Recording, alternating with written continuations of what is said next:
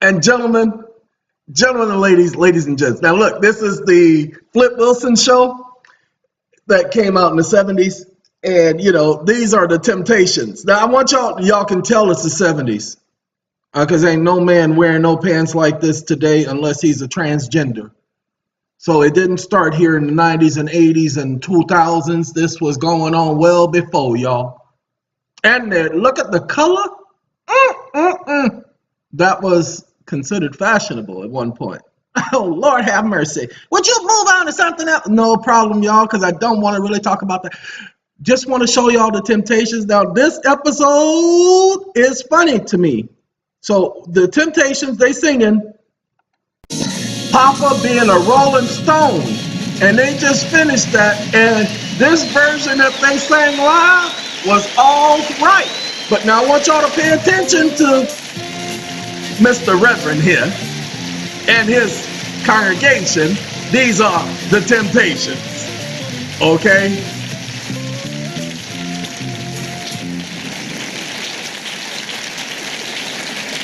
What are you doing? Amen. Amen. It's really wonderful. Be seated, gentlemen.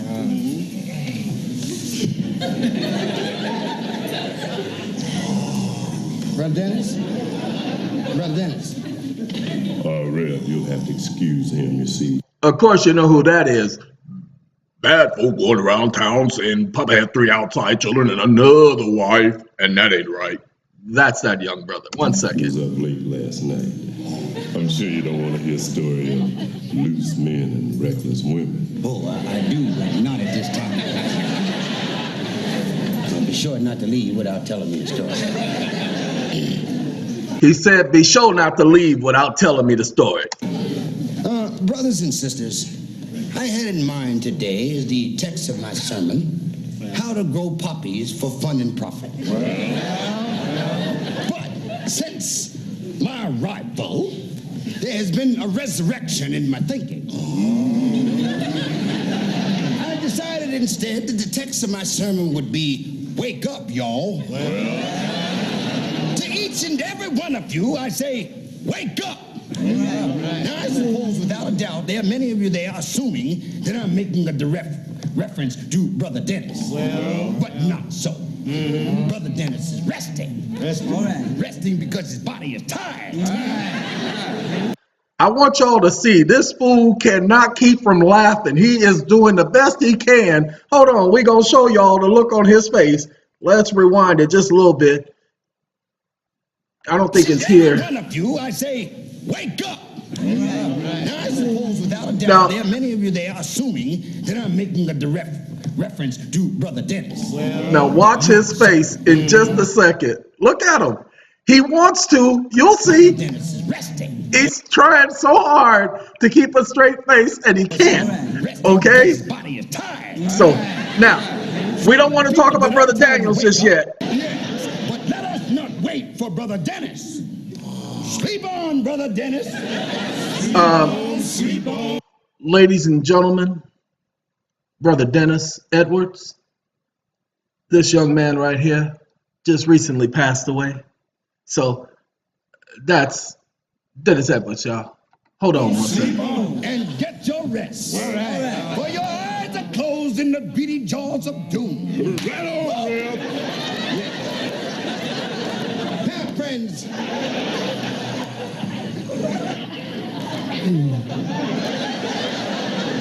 The first thing we have to wake up to is the fact that many of y'all have been lying on the devil. Well, that's right. Can I get an amen? Amen for the devil. Brother Daniel, please dispense with the ad-lib. Just coming on cue and leave it at that. Many times, friends, I've had members of my flock say to me, Rev, the devil made me do it. Well, and I say, really? Well, how did the devil make you do it? And they say, Rev, I was walking along the street. That's what they say. They say I was walking along. And the devil come running up behind me. Then the devil came running up behind me with temptation. Amen for the temptation. Whoa. Hilarious. The Temptations. Amen for the tip. Sorry.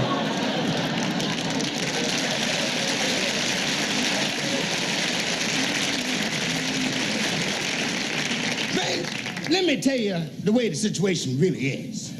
Actually, when you get down to the nitty-gritty, the devil hasn't got time to chase you.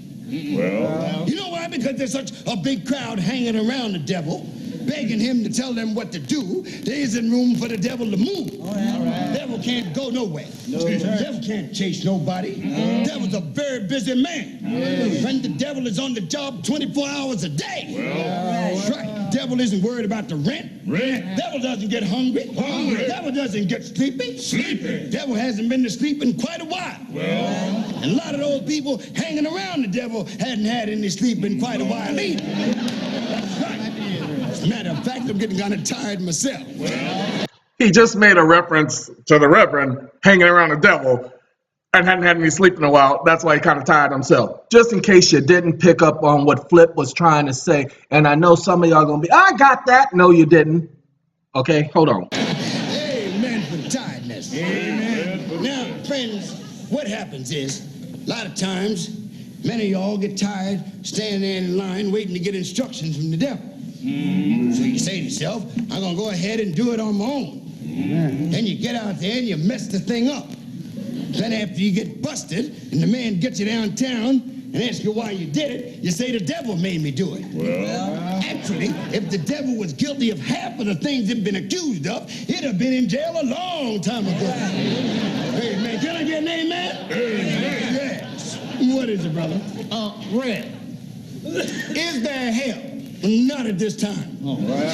Now, I want y'all to know, because we about to skip ahead. He asked, is there a hell? He said, not at this time. We got to go back because he's about to explain it right about now. Can I get an amen for the axle at the South Pole? Amen for the axle at the South Pole. Yes, sir. You know why I put the axles at the top and the bottom?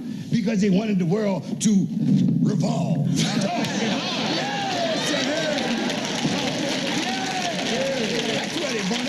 Wanted the world to revolve like that so you could talk to the people. Have that excuse me.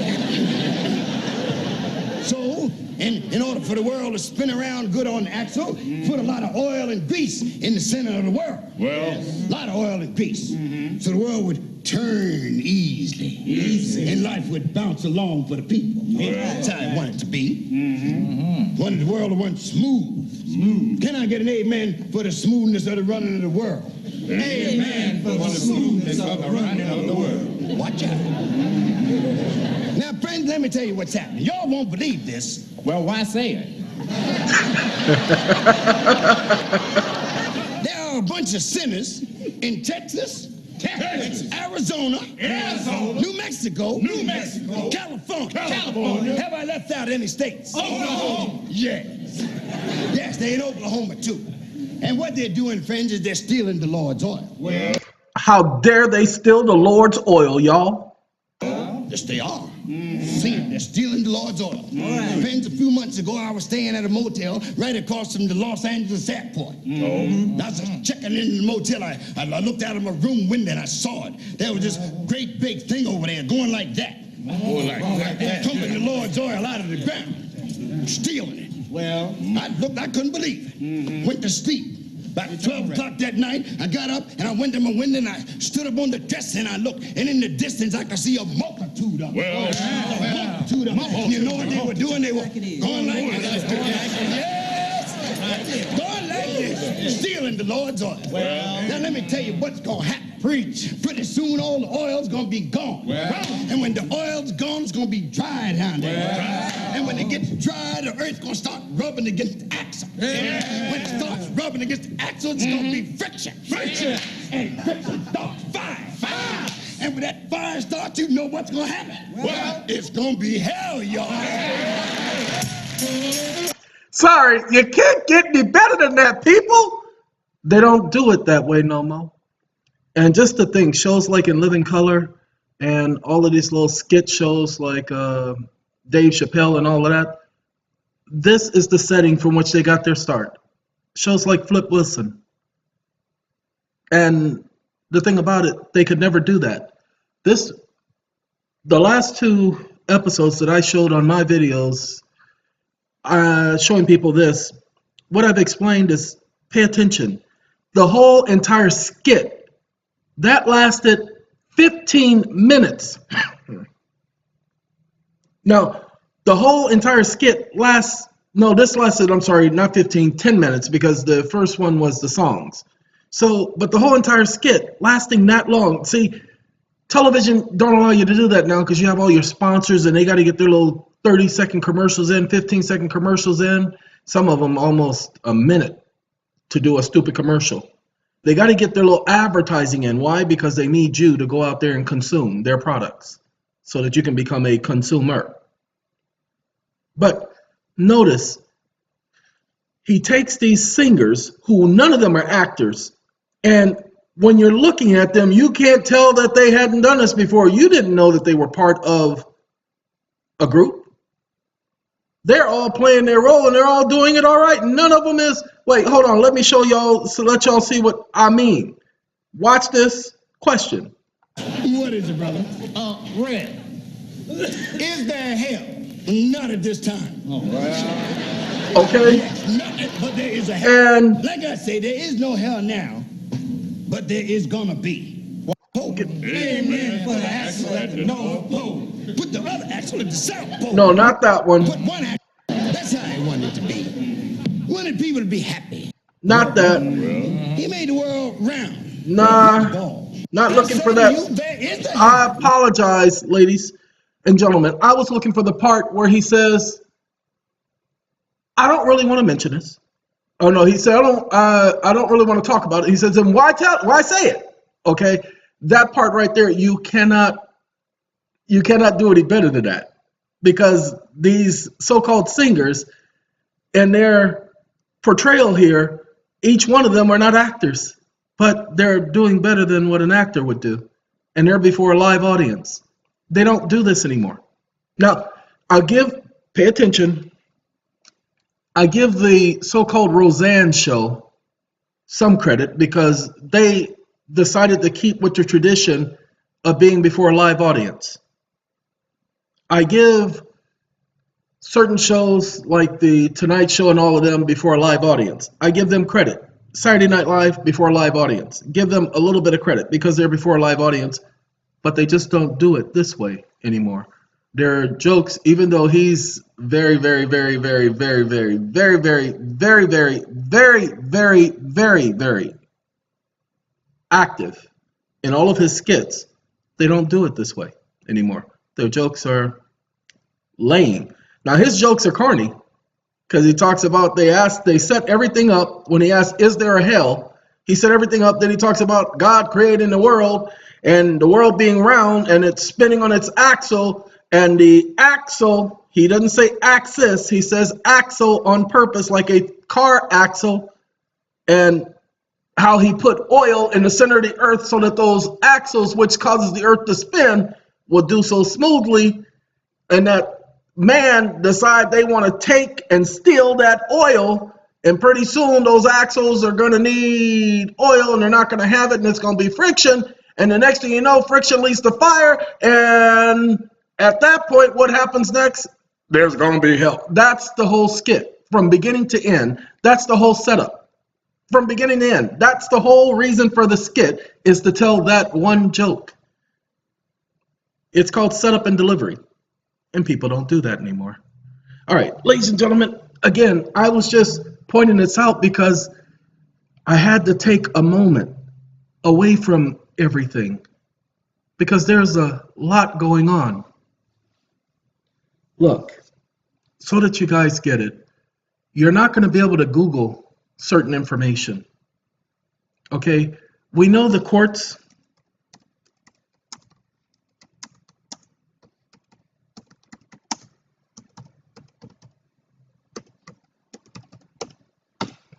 Hold on.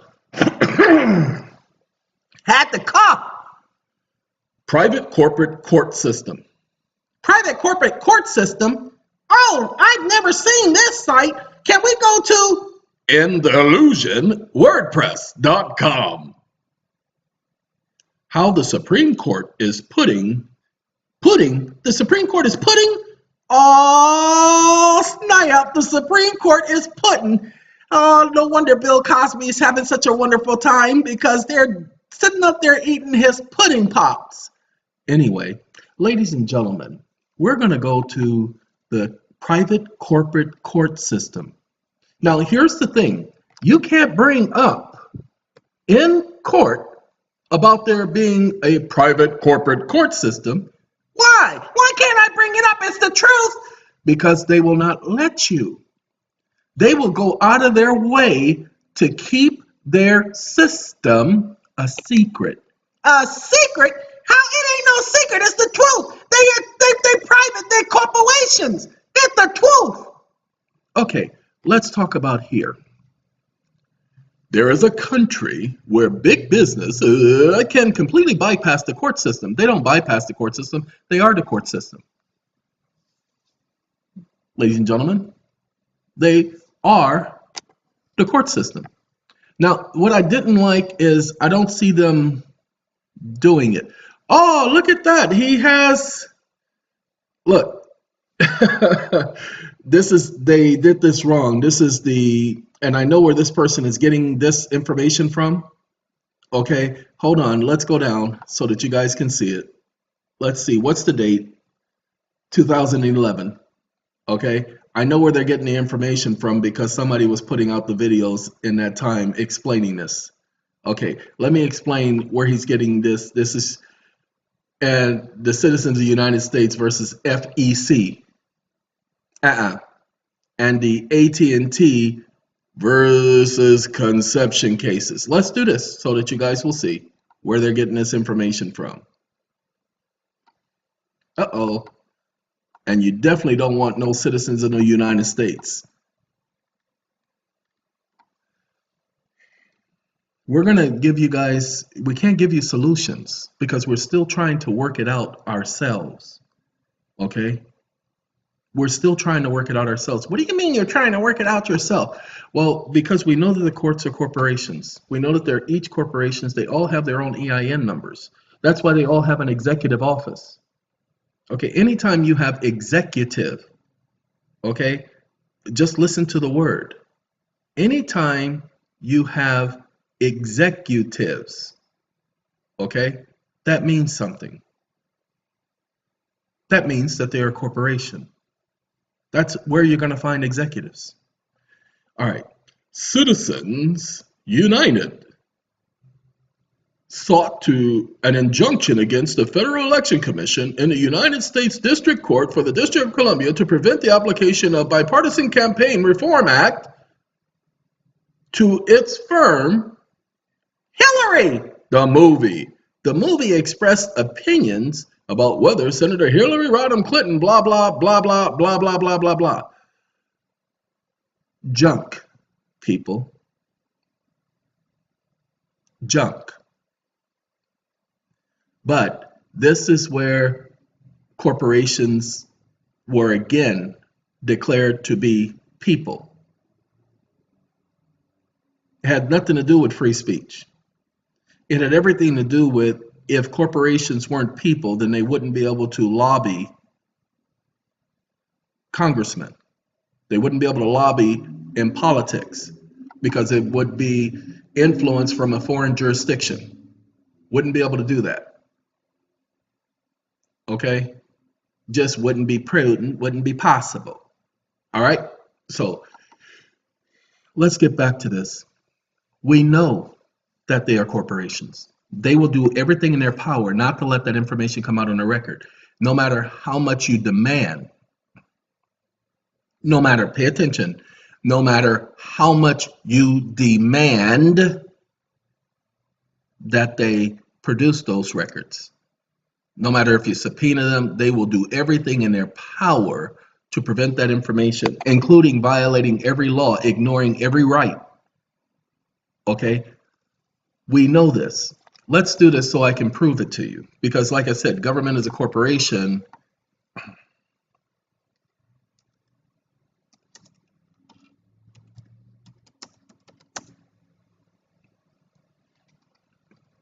No, see, we have anytime the government engages in commercial business activity, they abandon their sovereign capacity. excuse me, had to clear my throat. This is springtime, and so that happens to me all the time. So what we're going to do is not anytime. I don't want no time. I want anytime and time. Enemy. What is enemy? It's not anime, is it? It's just enemy. Anyway, anytime a judge is enforcing as statute, let's do that. Just that phrase right there. Anytime a judge is enforcing statute, that's what we are looking for. Anytime filed at any time to enforce a court order. We don't want enforce a court order. This is a jurisdiction issue. And so I think, did I keep the jurisdiction thing up? I may have. If not, no. It put judge and enforcement together. So that's why we're getting court. Okay, so now I have to put jurisdiction so that you guys can see that anytime a judge is enforcing a statute, they no longer sit judicially but act administratively, because statutes are not law. The court will have you believe that a statute is a law. Okay, G.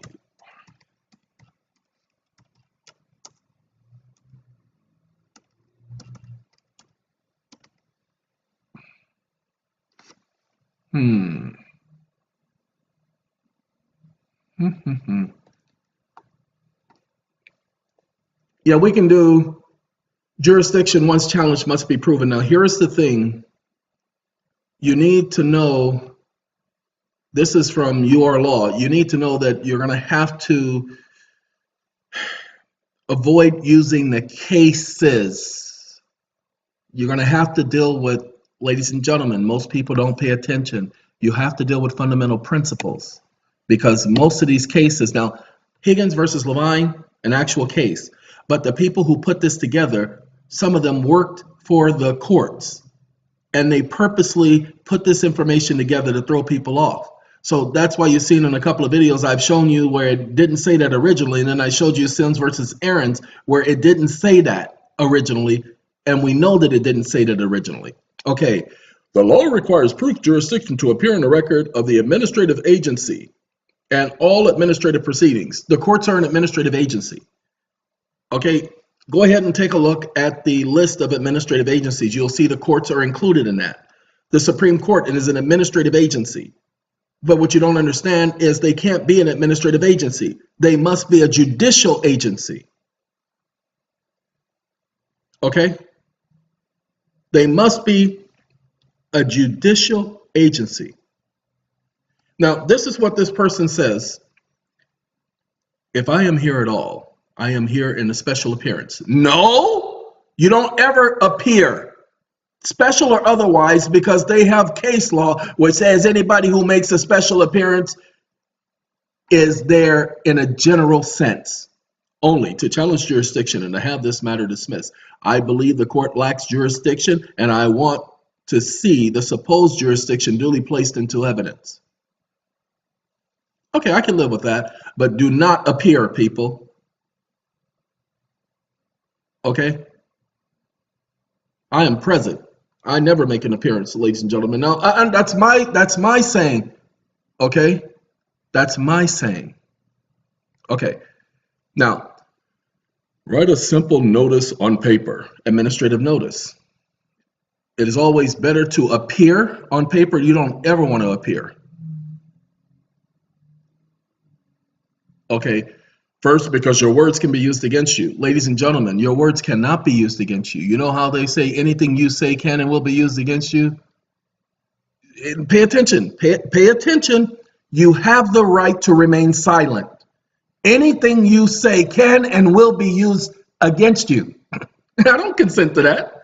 That's a contract. Why would I want a contract with you? You must be out of your mind. No, you don't have my permission to use my words against me.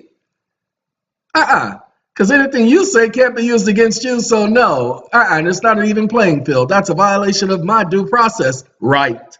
And so I don't choose to exercise the rights that you want to give. I choose to exercise my own rights. Okay? I don't need you to tell me what my rights are. They're mine. I know what my rights are. Do you understand the difference? Ladies and gentlemen, my job is here to give you guys ideas, not so that you can challenge the system. There's no reason for us to challenge the system. Please understand. The system is there.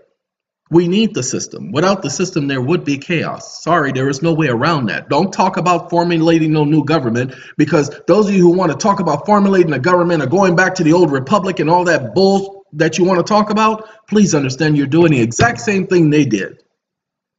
Now, I can't advocate one government over the next, because the only government I serve is the government my God established. And I don't care if you don't understand. I don't care if that is not your belief. I don't care. I said me. So I don't care your opinion. Okay, I just had somebody want to give me their opinion about my videos. I cut them off immediately. Told him the conversation was going so good. Told him that if he were to continue, that would cause a real problem. When I say don't do something and you all insist on doing it, the only thing you're going to do is, like, there was a person who was trying to communicate with me. I told people, made it quite clear, do not call me and hang up without leaving a message. We're going to get back to this court thing in a minute. But I told people, don't call me without leaving a message, because I will block you from calling me from that point forward. But I told people this. I said, hey, I will call you and I will not leave a message. Ladies and gentlemen, people say, how can you do that? How can you make up such a rule? Because this is the way it works out. You're calling me because you're calling me to get information. I'm not calling you to get information. That's one way you can look at it. The other way you can look at it is, you're calling me because apparently you either have something you need of me, inquire of me, or are trying to seek from me. Okay? So when you call me, leave a message and explain the reason why, or I'm going to consider it to be not important. And I'm going to consider the fact that you didn't leave a message as, okay, you don't want to talk to me no more. And so I'm just going to block you from calling me. And you don't understand. When I say block you, your call will still come through, but I program your number in my system as another block caller. And there's another block caller 1, another block caller 2. I think we're at 60. Sorry, that's the way we play, because I don't play games. When I say don't do it and you guys decide you're going to do it, you've made an administrative executive decision. And so I'm going to leave you to have your decision and eat it too. Oh God, he's lost in derision. Okay, ladies and gentlemen, these are not the laws.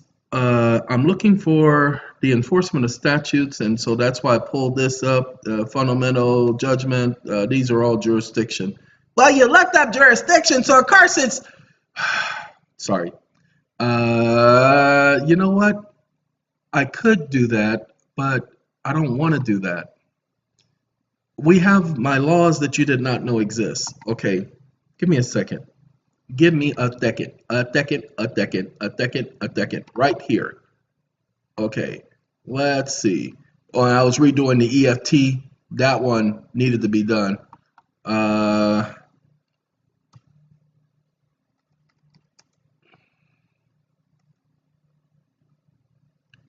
Give me 1 second.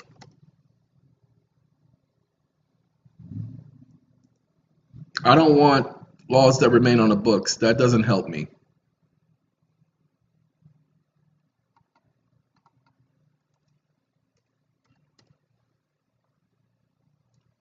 So let's see if we're going to be able to pull it up. I always have a difficult time finding this. So let's let that happen in the background. Let's see if we can find out, because remember, we're talking about statute.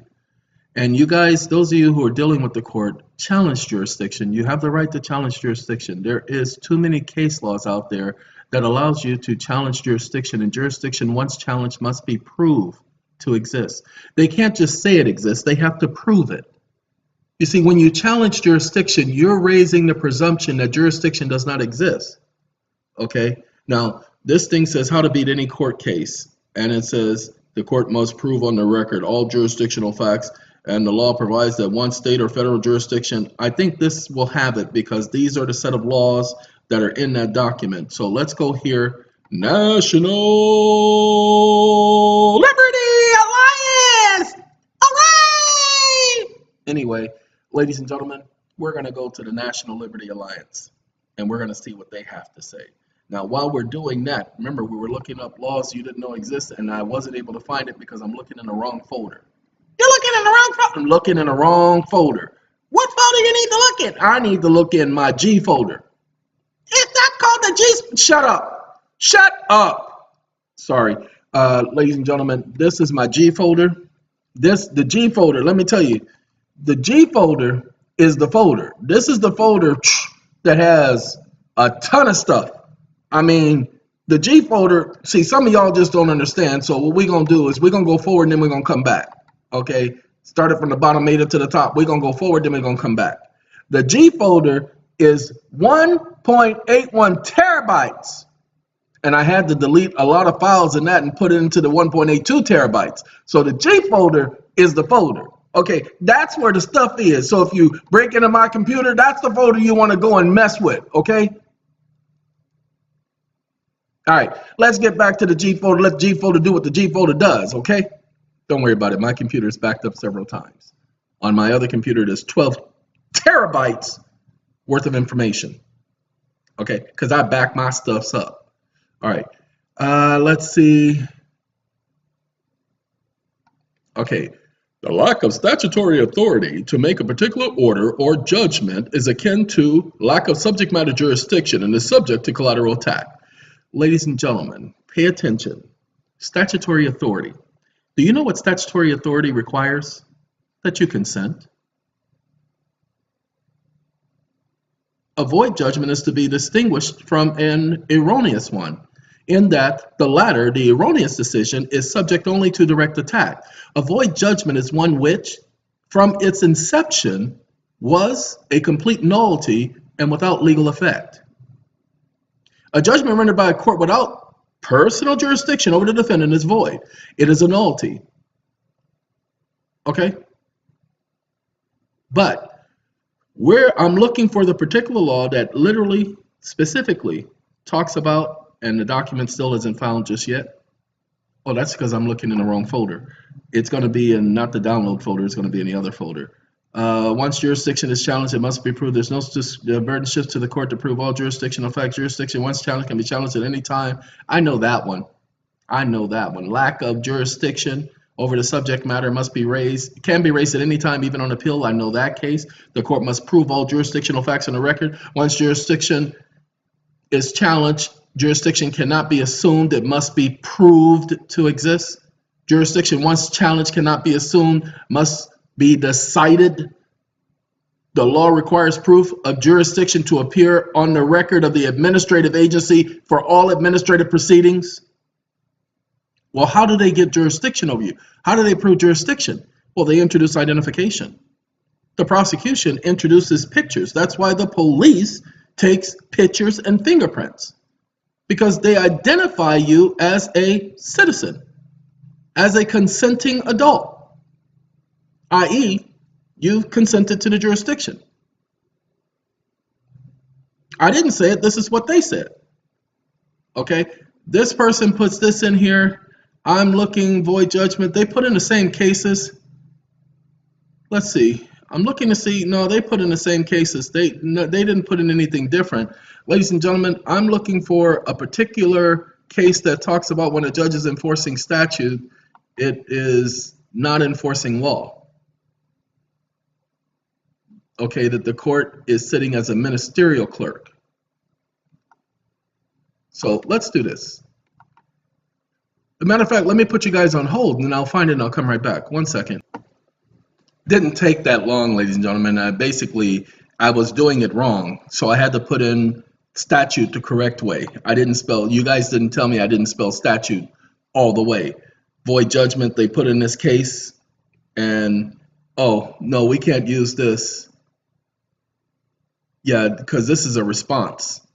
And this person is putting a notice of void judgment, but they do put the case law. And this is Casey Davis, and I forgot that it was Casey Davis who highlighted that we talked about this already, respecting Casey Davis, a law professor and attorney.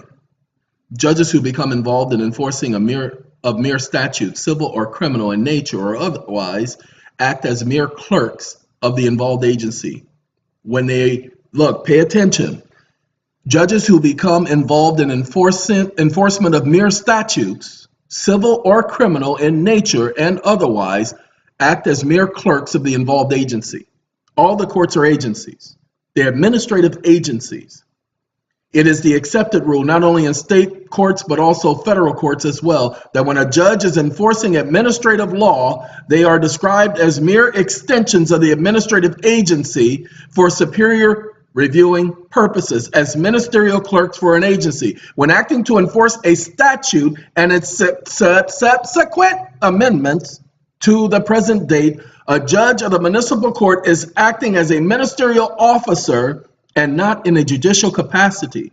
Courts administering or enforcing statutes do not act judicially, but merely ministerially, but merely as extensions, as an agent for the involved agency, but only in a ministerial and not discretionary capacity. This is the case I've been trying to find, and I have not found it. And I need to find the text for this case.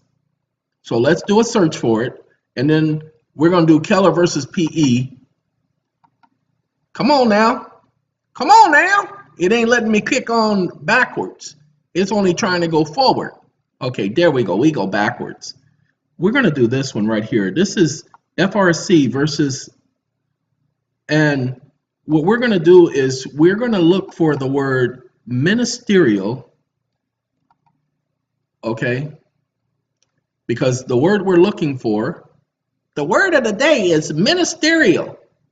What is, I would love to go over you guys what it means to minister to someone.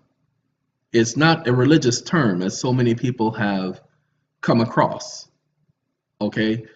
But you would do yourself a very good service if you were to, we need this word right here. And copy. But anyway, please understand that when you're in these courts, when you're dealing with these judges, you're dealing with ministerial clerks. They do not want that information on the record. They will break their neck to prevent you from putting it on the record. See, this says case text, okay? But let's see if it's the same case. No, it's not the same case. Different case. And items found in your research, previous list, let's see, Supreme Court of the United States, SC 579. So this is from the SupremeCourt.gov website. Oh, it all snapped, y'all. I gotta put y'all on pause. Hold on one second. As New Edition would say, I apologize. Okay. So tell me what to do to get through to you. Okay, let's see. Sorry. It's when will I see you smile again? When will I? Anyway, let's see. Where is the case? Thompson versus Smith. 500 items found for my search. How come you couldn't? I don't want 500 items. Nobody asked y'all for 500 items. Who gonna get? What the? Okay, sorry. 500 items? I didn't ask it for 500 items. The reason why it's 500 items is because it did Thompson and Smith, and so I just want 154. So let's do another search. That's what we're gonna do. We're gonna do 154/SE. Forget that. Doing that 179 because it's not a Supreme Court case. This is a federal district court case. All right, so let's see if we can we still get 500 items, one of 72. Oh, because yes, you see what it did? It did everything with SE. This, and now pay attention, this is the Supreme Court of the United States. They program their websites to do stupid things like this. Okay, to pull up general things, the little simple things. So it probably looked up 500 items because it probably did the 1 to 5 to 4, the S to E to 5 to 7 to 9. Probably look, see, when I put it in by itself, it ain't there. Okay, they do that on purpose to send y'all on a runaround. So let's do this. Let's do this. Let's do, Hey, what you do? I didn't do nothing. I didn't tell y'all to do that. I only highlighted it. I didn't select nothing yet. Stupid Supreme Court of the United States. Now, pay attention, you guys. I want you to know that there are two separate Supreme Courts. Go ahead and look at the Supreme Court cases you've heard about recently. This is the Supreme Court of the United States. But if you notice the decisions, especially the ones that refer to the 14th Amendment, it's coming from the United States Supreme Court. Like I told you, the difference is the way the name is put. The Supreme Court of the United States is a different branch than the United States Supreme Court. United States, when it puts the United States first, that's the administrative court. Take a look at all of your district courts. They are from the United States District Court. They're not from the District Court, blah, blah, blah, the United States of America. No, they're from the United States Federal District Court. Okay, that's the administrative court. When you have Supreme or the name of the court first and then the United States, that's the so-called judicial branch. At least in my research, that's what I found because, like I said, I seen the law where they changed it to making the word appear, United States appear before the name of the court. Okay, we're going to do this one more again. Okay, we're going to do it one more again. The reason why we're going to do it one more again is because I think we might, what are you doing? Okay, let's go back here. Oh, it's still processing. All right, the reason why we're going to do it one more again. Oh, so you didn't do it right. Okay, I thought it was going to correct this. All right, let's do it this. No. Wait a minute. Let's do that. Sorry, some of you guys are figuring out, he's just going to copy and paste the phrase.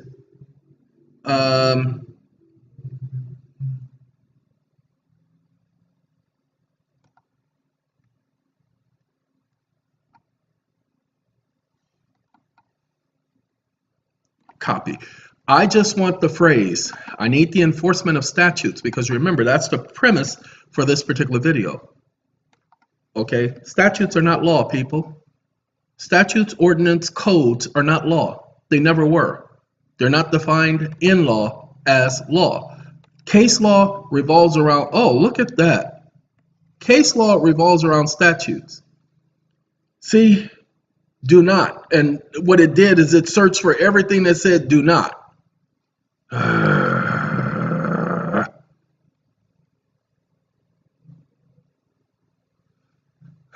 Nope, can't do that because the way this site does, and it does that on purpose, ladies and gentlemen. Wait, no, let's do that again. Let's do that again. Let's narrow it down by putting it in quotes. Forget that. Y'all not going to defeat me. Stupid programmers programming this to send people on a loopy loop. Come on, tick-tock, tick-tock. Uh-oh. No results found.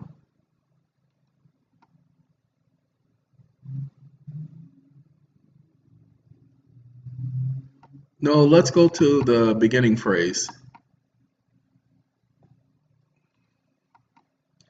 And yes, I wouldn't be surprised if the case law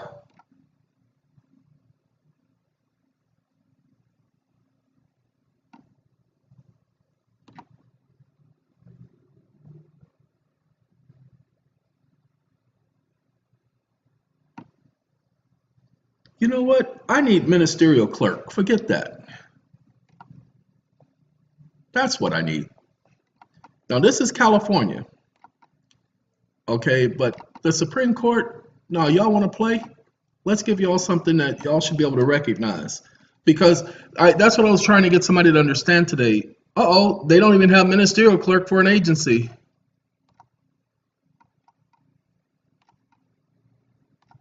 My mouse, It just won't let me click. oh, we click like, there's no place like home shoes. There's no place like home shoes. That's how we click. Okay, and we found something. 1 of 72. Ah, it only pulled up an agency. It did not do ministerial clerk, even though I highlighted the whole thing, ministerial clerk. All it pulled up was an agency. And interesting. Let's do next. Next. Next. You know what? Let's go all the way to the end. Okay, and then let's do previous, and that's what I thought. You see, it doesn't do ministerial clerk. Not one single one is for ministerial clerk. It's just agency and for, and A-N. Okay, that's not going to help us. So, Supreme Court, thank you very much for doing that. For what's this anyway? For sending people on the loopity-loop runaround.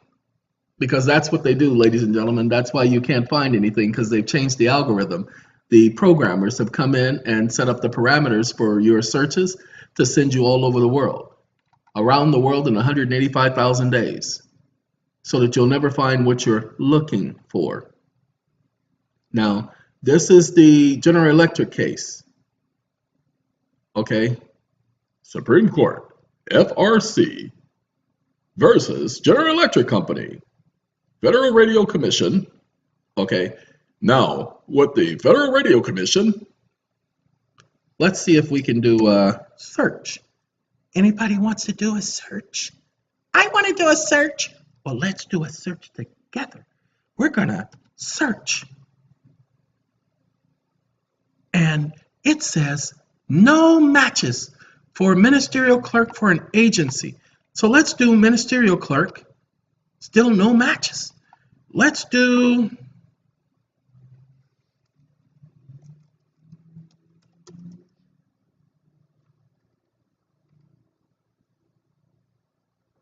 no, because there's only one with enforce in it.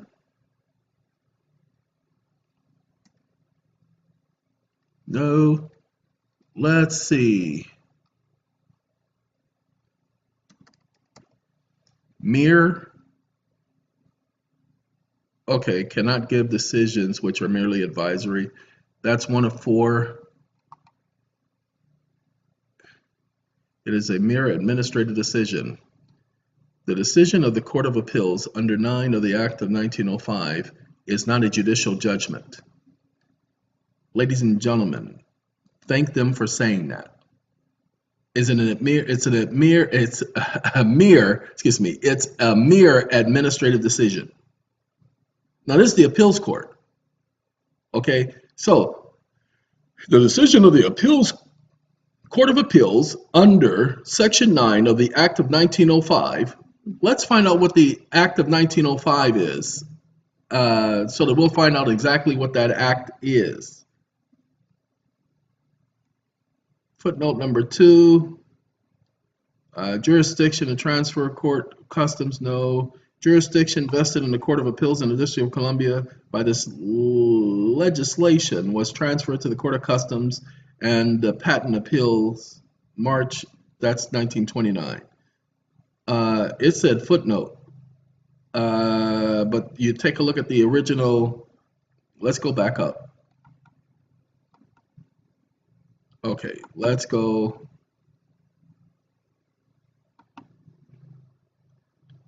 It says footnote number 2, but it says the Act, Court of Appeals under Section 9 of the Act of 1905. And it says footnote. They sent this to the Court of Patents later in 20s, but anyway, that doesn't do me. An instruction to the Commission of Patents. No, this is patent, and that doesn't help me. And come on now. No, gotta go back. So the closest we're going to get to the understanding is number 1. Okay, pay attention. It cannot give decisions which are merely advisory. nor can it exercise or participate in the exercise of functions which are essentially legislative or administrative. Hold on. There's Keller versus Platonic Electric. So this is the paragraph we need. But this court cannot be invested with jurisdiction of that character. What character? Administrative. Watch. In the case just cited, as also in others, it is recognized that the Court of the District of Columbia is not created under the Judiciary Articles of the Constitution, but are legislative courts.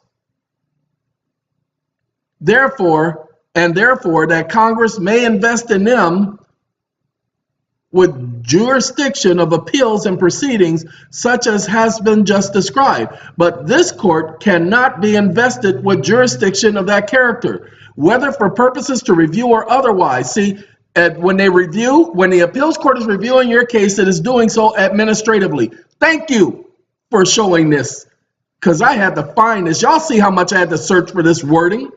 It was brought into being by the Judiciary Article of the Constitution. It's vested with judicial power only, not administrative power.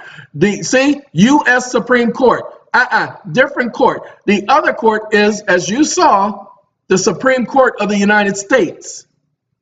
Two different courts, people. One is administrative, one is judicial.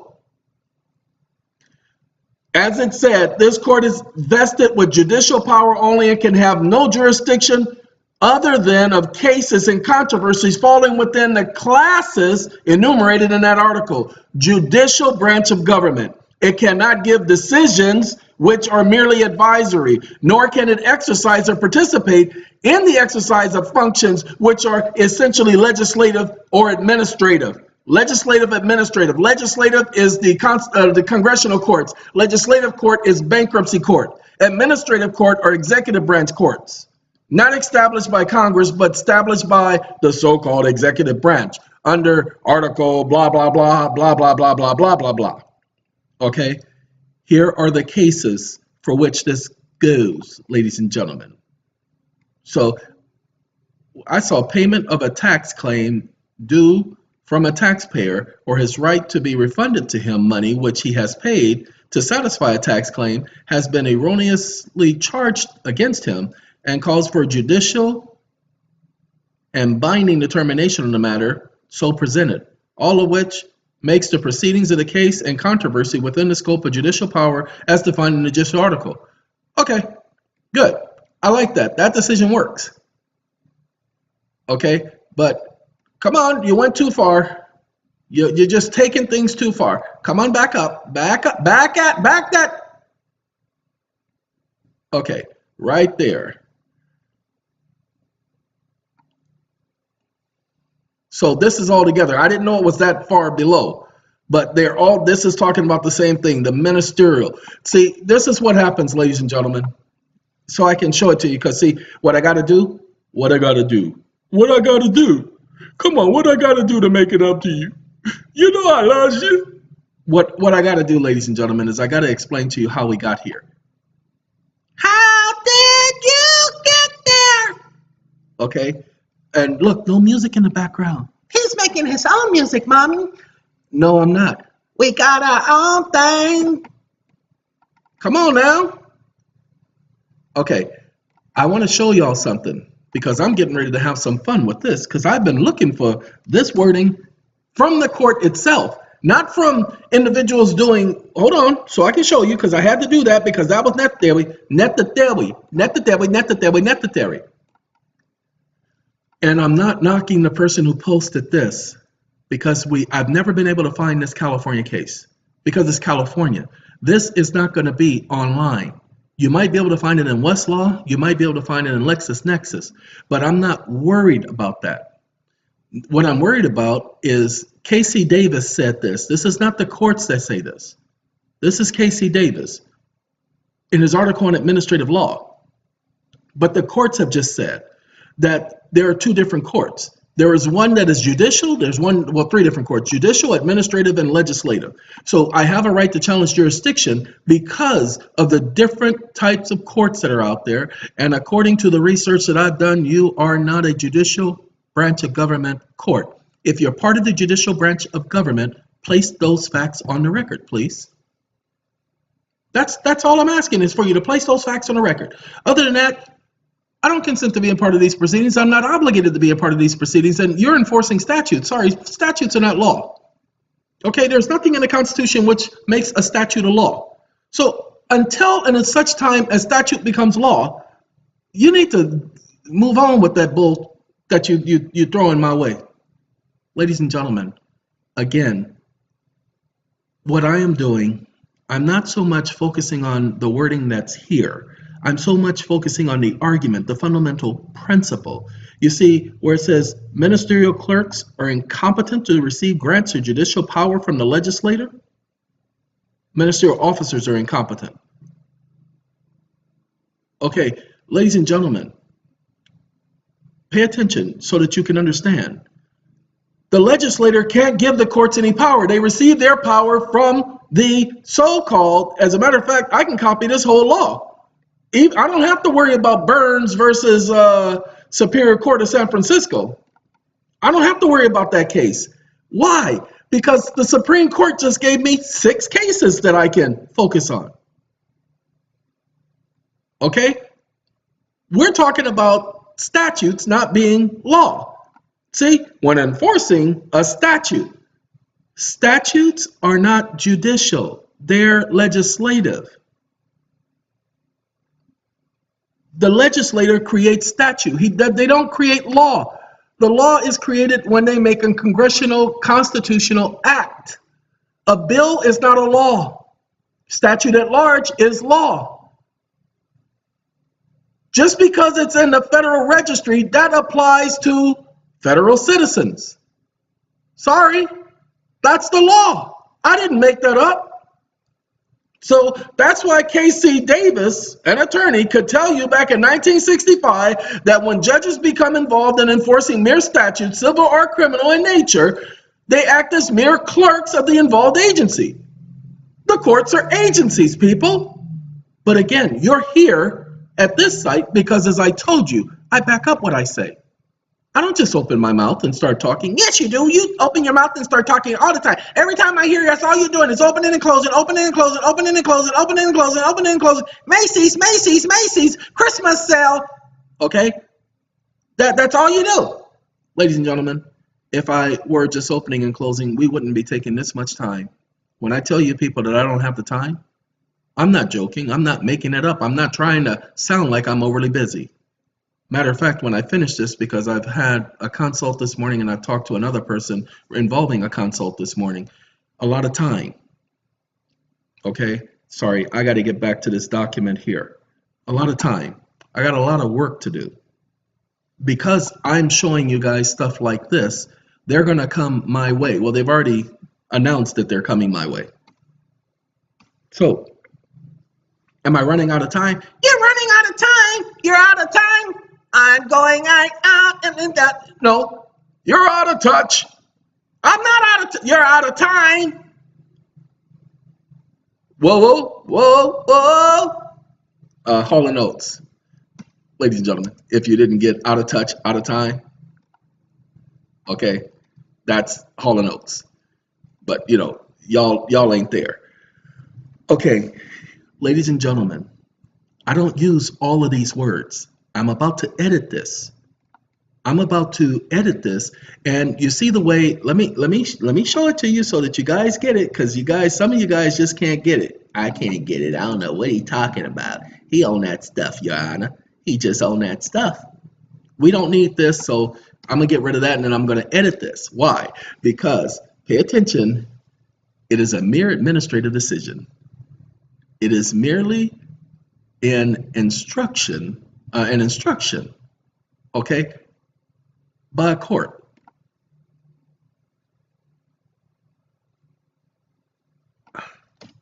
That's what I need, okay, which is part of the machinery of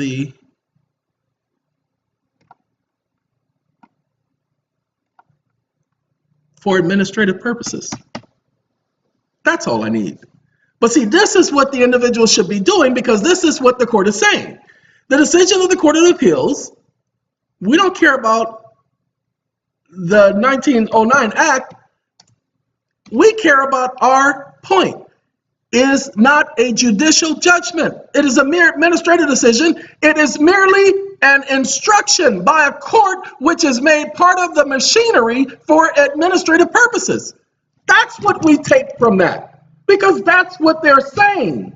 Well, you're just making that up. You don't know. And that's the problem. You don't know how to read case law. Okay? Another case in point is Keller versus the Potomac Electric Power Company, which involved a statutory proceeding, statute in a court of the District of Columbia to revise an order, okay, of a commission fixing the valuation of property, no, to revise an order, okay? And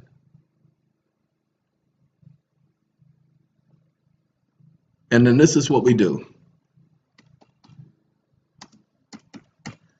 The court held that the function assigned to the courts of the district in the statutory proceeding was not judicial in the sense of the Constitution, but was legislative and advisory, because it was that of instructing and aiding the commission in the exertion of a power which was essentially legislative. So,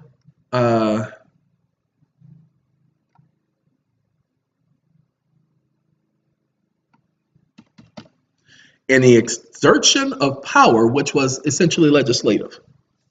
Okay? That's how I reword that. Well, not reword it, because I didn't add any words. Pay attention.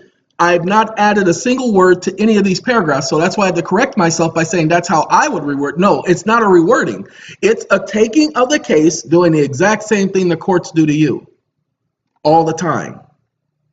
All the time. In the cases just cited, as in others, it is recognized that the courts of the District of Columbia are not created under the judiciary. So pay attention, that the courts, watch this, because the courts in the District of Columbia are the same as the courts in any other state. Go ahead, they're created by the state legislature. But the district is not a state. For the municipal purposes, the district is a state. It's included among the states of the United States. So of course it is. But the district cannot be a state. You already said that. But for municipal purposes, they can be. Are not created in the judicial articles of the Constitution, but are legislative courts. And therefore, and watch this, we need to do this because this is my addition.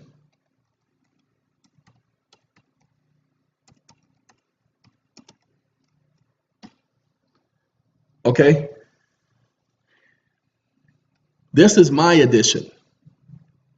This is where I say, you all, and I'm sorry, but I got to say this because it's been a long time, but you niggas want to play? Let's play. This is where I come at them. This is what I do. Oh, that word offended me. How dare you say that word to me? You better leave me alone.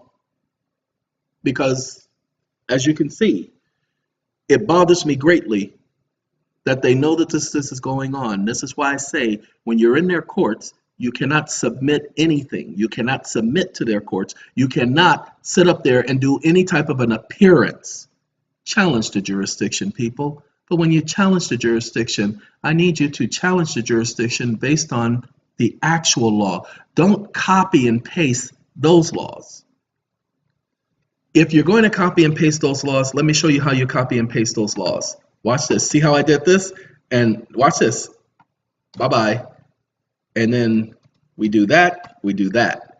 Then we do this. We do that.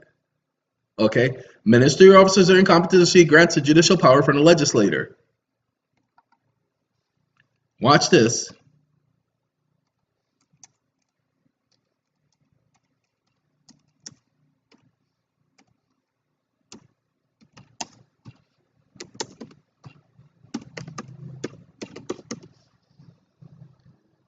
Okay?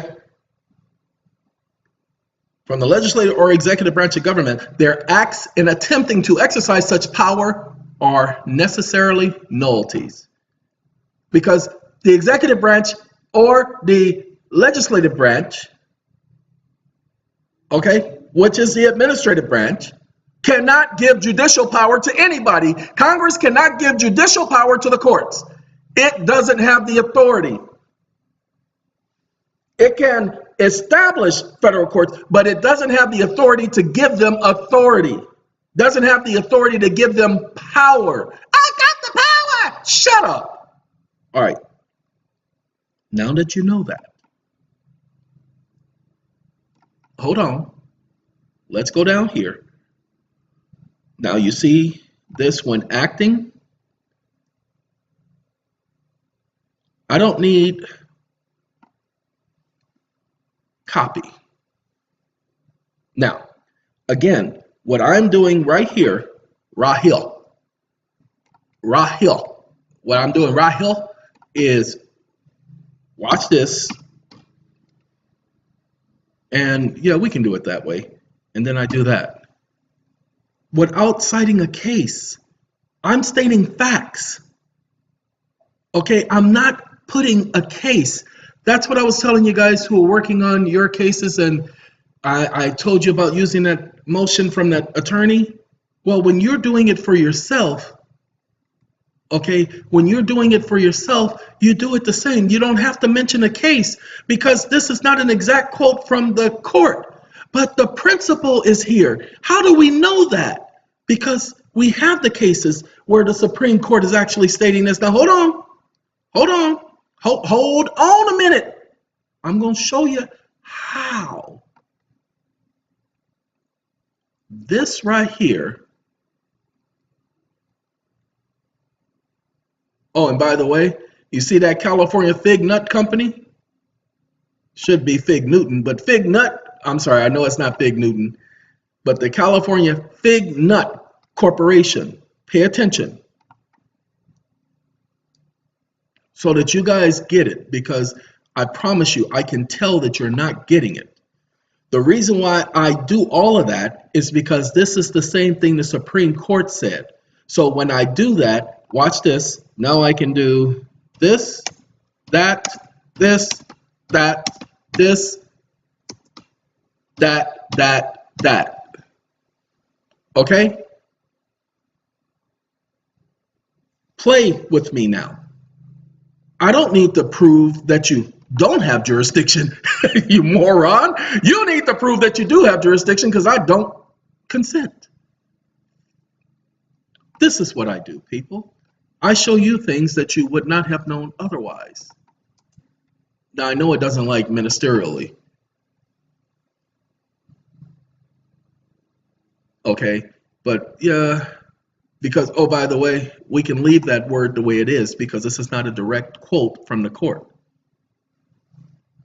Okay, it's not a direct quote, but this is a direct quote. So let's do, because we're continuing to quote on down the road. He's on down the road. Okay. And I'm not going to put emphasis at it. Why you not? You put administrative courts there and it wasn't there originally. Ladies and gentlemen, so that you get it, that's when we put in the, let's say legislative wasn't a word that was initially used and we don't have the actual case it comes from. That's where we put that. Because it doesn't mean it's a direct quote. It means it's verbatim. Okay? That's why that's done. But again, when they are enforcing statutes, they act not in a judicial capacity. Why? Because they're not operating under the Constitution. All right? That's the law. The Supreme Court of the United States said this, not the United States Supreme Court. Okay? Whenever you see a case that specifically dealing with due process rights of 14th Amendment and talking about the due process right as a 14th Amendment right, they are talking about statutory citizens. Citizens that are created as a result of statute. Hold on. Told y'all we're making this into a motion. I'd like to know that. Who's got the motion? I'd like to know that. Who's got the notion? Don't rock the boat. Don't rock the boat, baby. Rock the boat. Don't tip the boat over. Hey, get out there to that boat before we all fall in. All right, ladies and gentlemen, so that you know, yes, I really am tired. Like I said, I'm supposed to be going and laying down because it's been a long road. I'm sorry. I like that song in the Star Trek series. Dang it, what was the name of that Star Trek series? Endeavor, Star Trek Endeavor, or something like that. With the guy who played in Quantum Leap as the captain. And I have that series, and I'm gonna probably go watch it because I haven't seen it since the series was originally on. And I never saw the ending of the series because I was on vacation. So I'll be starting up that. But let's get to this. Ladies and gentlemen, those of you who are legally wise, you understand the arguments that I'm talking about. This is directed at you. Started the video out talking about the other stuff because the Flip Wilson stuff, well, because had to add some levity. But I also had to get rid of the people who don't need to be watching any of my videos, okay? And some of you are those people. Because, you know, people want to tell me how I should do the video. When I'm telling them, when I do my videos, how I should do the video. You see, do you understand? When I'm doing my videos, I'm telling everybody how I should do my videos. I'm not asking for somebody's opinion. Hey, do you think I should do my videos this way or this way? Can you please tell me? Because I'm so stupid, I don't know what I'm doing. Your mama and your other mama. Oh, and that mama too. They all, females. Okay, all right. Ladies and gentlemen, then don't talk about my mama. Now, stupid mother. Okay, ladies and gentlemen, this is me pointing out that you must challenge jurisdiction. That there are 3 different jurisdictions when you walk into that courtroom. Legislative, administrative, and judicial. Because there are 3 different branches of government, which means each branch gets to create its own court.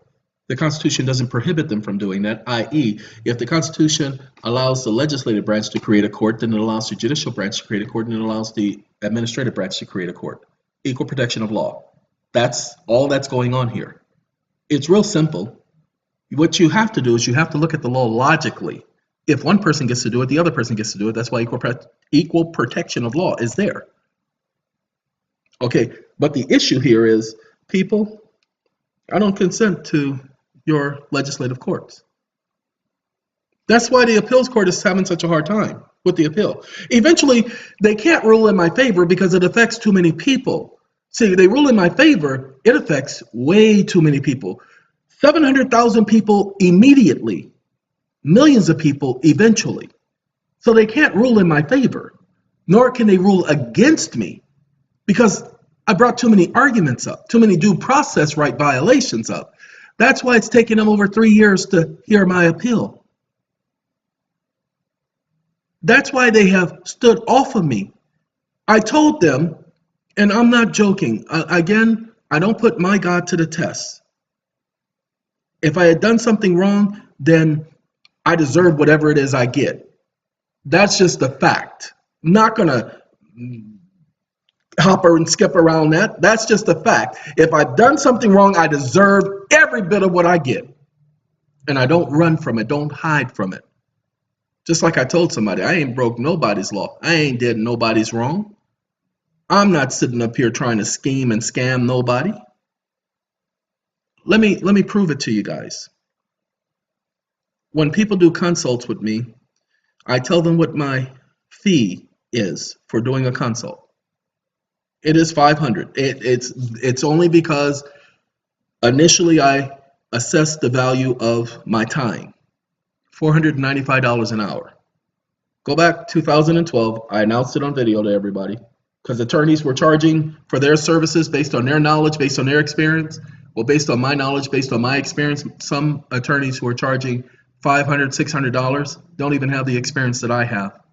Remember, it was attorneys who were coming to me, judges who were telling me that they don't know of an attorneys who can do better jobs than I can. Because I don't think like them, ladies and gentlemen. I think solely logically. Logically. They are not permitted to think. They are administrative agents. They cannot go against the administrative agency. Okay? They are stuck. As a matter of fact, I am going to have to get my laws you didn't know exist. Yeah, I'm in the wrong folder. I should have dag nabbit. God dag nigget nabbit wigget pigsty. Lord has mercy. Okay, hold on. LAWS. Okay. No, I don't want laws against real property. I want laws that you did not know. Okay. See, still pulling up that junk laws that remain on the books. That's not the one. This is the folder I need to be in. And I know it's under a different name because I changed the name. Dag nabbit. Because this is the document that has presumption of law. It's on the website. I'll find it because there are other laws that speak to the court's enforcing of statutes. But the main reason we were doing this is to prove to you that when they're enforcing statute, this is only 100. No, the one I need is kilobytes, not megabytes. Oh, I know another way I can find it.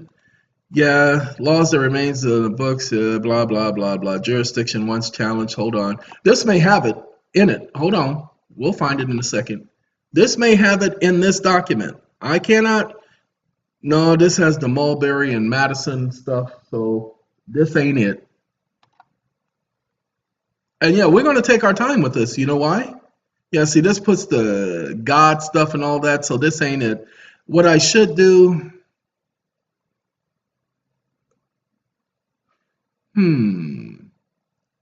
Nah, because I know this talks about, it also has case law in here about the two different constitutions and the two different governments and so forth. But I forgot about the common law stuff. And this is where they talk about the sovereignty resides in the people. Ladies and gentlemen, this is Chisholm versus Georgia. That right there, hold on. Watch this, because a lot of people have been misconstruing and misunderstanding, and I ain't misbehaving. Look, we need to put EXIST.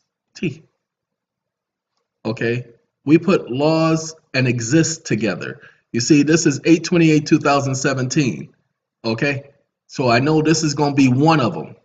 I just was putting in the wrong phrase. See, it used to be the laws that you did not know exist, and the laws you never knew existed. And so I changed the wording, and that's why I can never find it. So I'll remember the next time. It's that dysleximica. All right, watch this. We're going to put legal definition.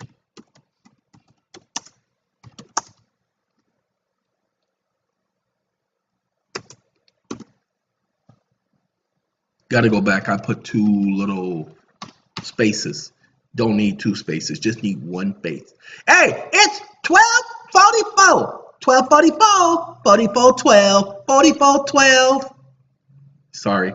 It was about 12 o'clock when I went to sleep last night. No, it was about 2 o'clock when I went to sleep last night. It was about 12 o'clock when I finished the video.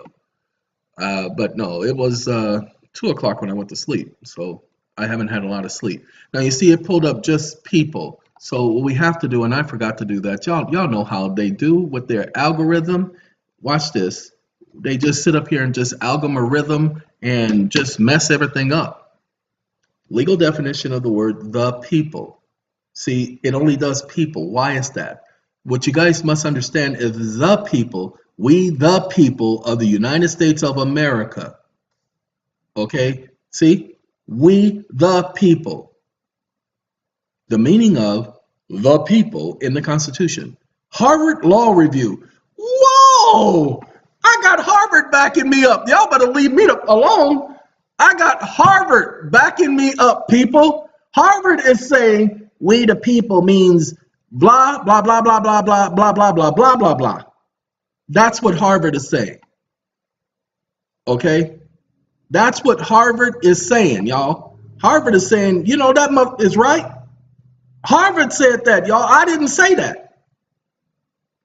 The rights given are reserved to the people. See, the people, definition of the people, Merriam-Webster. And while Merriam-Webster is pulling that up, let's see if we can do our own little pulling up of that Harvard review so that you all can understand when individuals are going out there talking about they are sovereign citizens, talking about the sovereignty resides in them individually, they are out of their mother-sucking minds because the people is a legal term. Okay?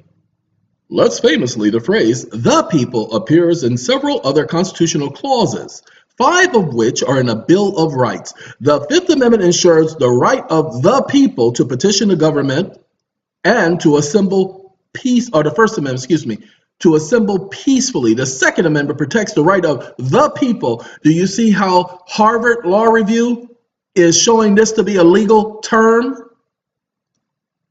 So when you hear the Constitution does not apply to you, it doesn't. Well, technically it does, because who gets to determine whether or not you get to be one of the people? See, finally, can the people mean different things in different amendments? Ladies and gentlemen, it's time for y'all to do some research. Sorry that this document is how many pages long? 22? Got to get out. Yep, 22 pages, ladies and gentlemen. So do your research. See, courts largely overlooked these questions for 200 years. Since then, the Supreme Court has twice commented on this phrase, meaning, but the two analysts are in tension. The United States in United States versus Vertigo. I didn't mean to do that. I didn't mean to do that. I'm sorry. I didn't mean to do that either. I need my hand. Say it, talk to the hand. Talk to the hand. Anyway, in 1990, the court said that the people refers to the persons who are part of the national community. What is a national community? Or who have substantial connections to the United States. Excuse me? Anyway, the touchstone was not citizenship, but the extent of one's connection to the country. Interesting.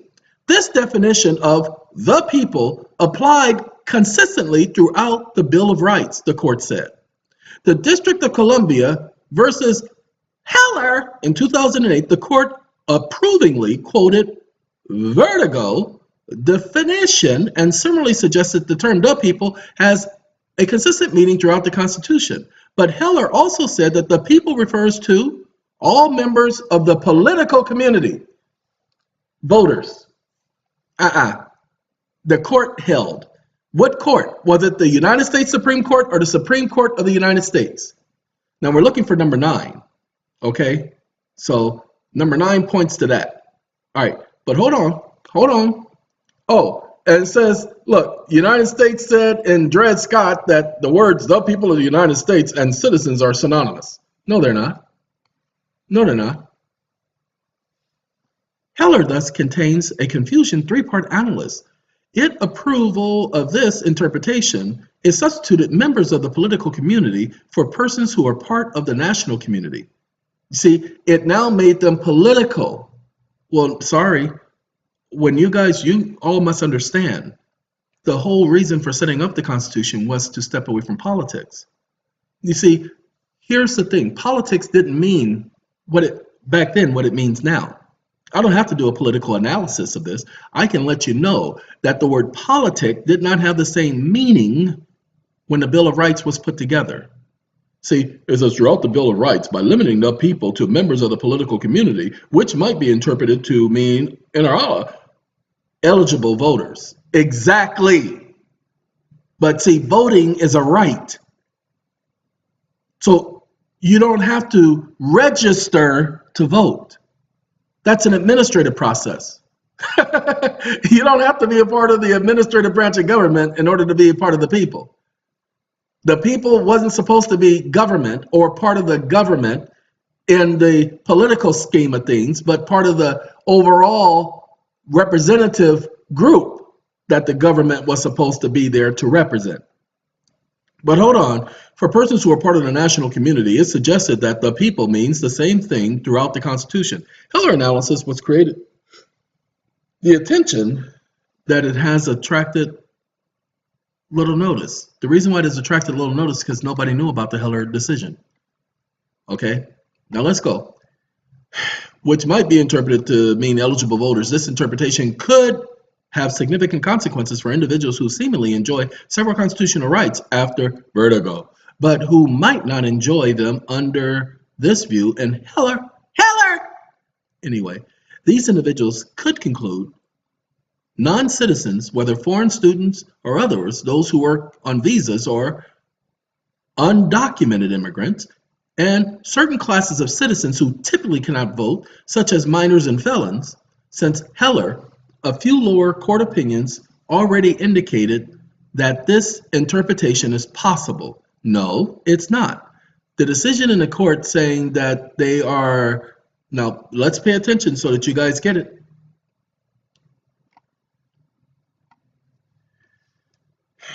When they said members of the political community, by that decision, it's a violation of my constitutional rights. Why? Because I have the right to the practice of religion. Well, as one of Jehovah's Witnesses, I don't get involved in politics. I am no part of this world. And I'm sorry, the political community is a world community. I don't get involved in politics, and I have the right to choose not to engage in politics. Why? Because the Constitution did not require the engagement in politics in order to be protected by its protections, such as the Bill of Rights. Okay, that's a contract, people.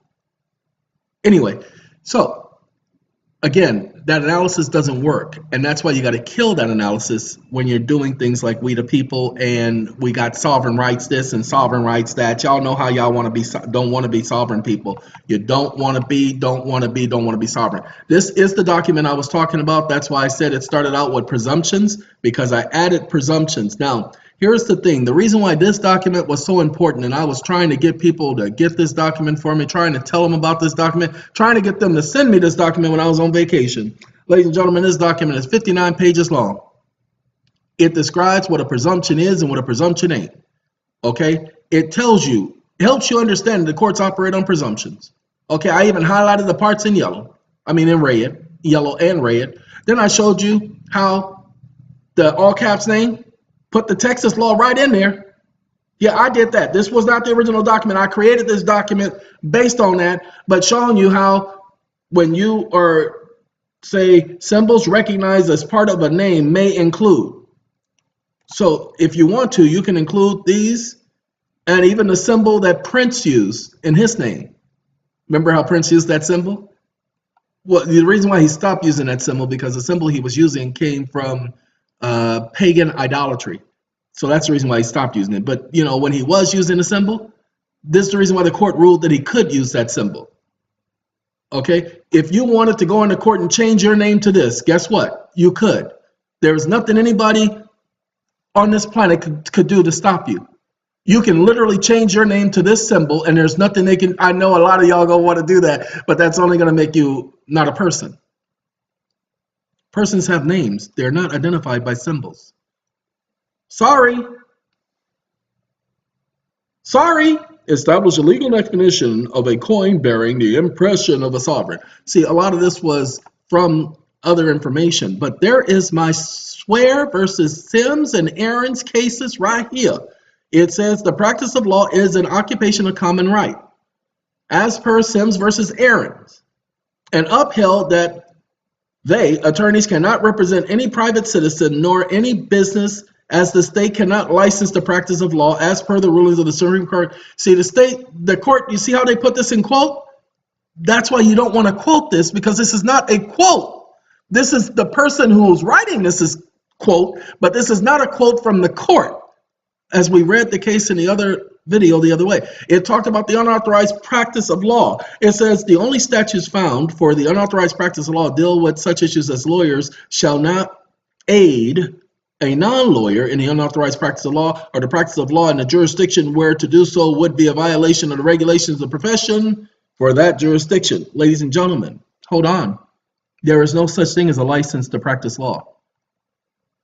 And that's what you bring up in your court cases. That's what the video yesterday was all about. Congress, in enacting the Administrative Procedures Act, refused to limit the right to practice law before an administrative agency to lawyers. They never did. A person engaged in the practice of law by maintaining an office is engaged in the practice of law. See, a person engages in the practice of law by maintaining an office where he is held out to be an attorney. Using a letterhead describing himself as an attorney, counseling clients in legal matters, negotiating with opposing counsel by pending allegations, and fixing collecting fees for services rendered by his associates. Ladies and gentlemen, I guess I'm engaged in the practice of law because I maintain an office online. Okay, I don't hold myself out to be an attorney. I don't ever want to be one of these idiots. I have letterheads, but my letterheads will never describe me as being one of these idiots, because I think all attorneys are idiots. I do counsel my clients in legal matters. I negotiate with other lawyers all the time. I fix and collect fees for my services that I render, not on behalf of no associate, but on behalf of myself. See, the practice, whether to practice of law is a right or a privilege, need not be determined. It is not a matter of state grace. This is an actual quote, okay? But actual quote, but you see they don't put it in quotations. That's an actual quote from the case. That you can use. We need not enter into the discussion. That's exactly what the court said. Regardless of how the state's grant of permission to engage in this occupation is characterized, the state doesn't get to grant permission. The state has no control.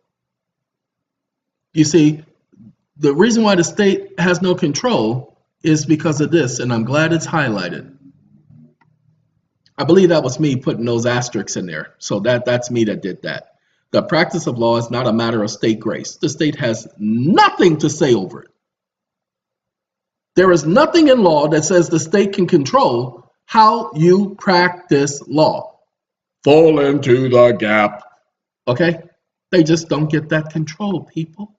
All right. Now, let's get back to there's the Hines versus Kenner.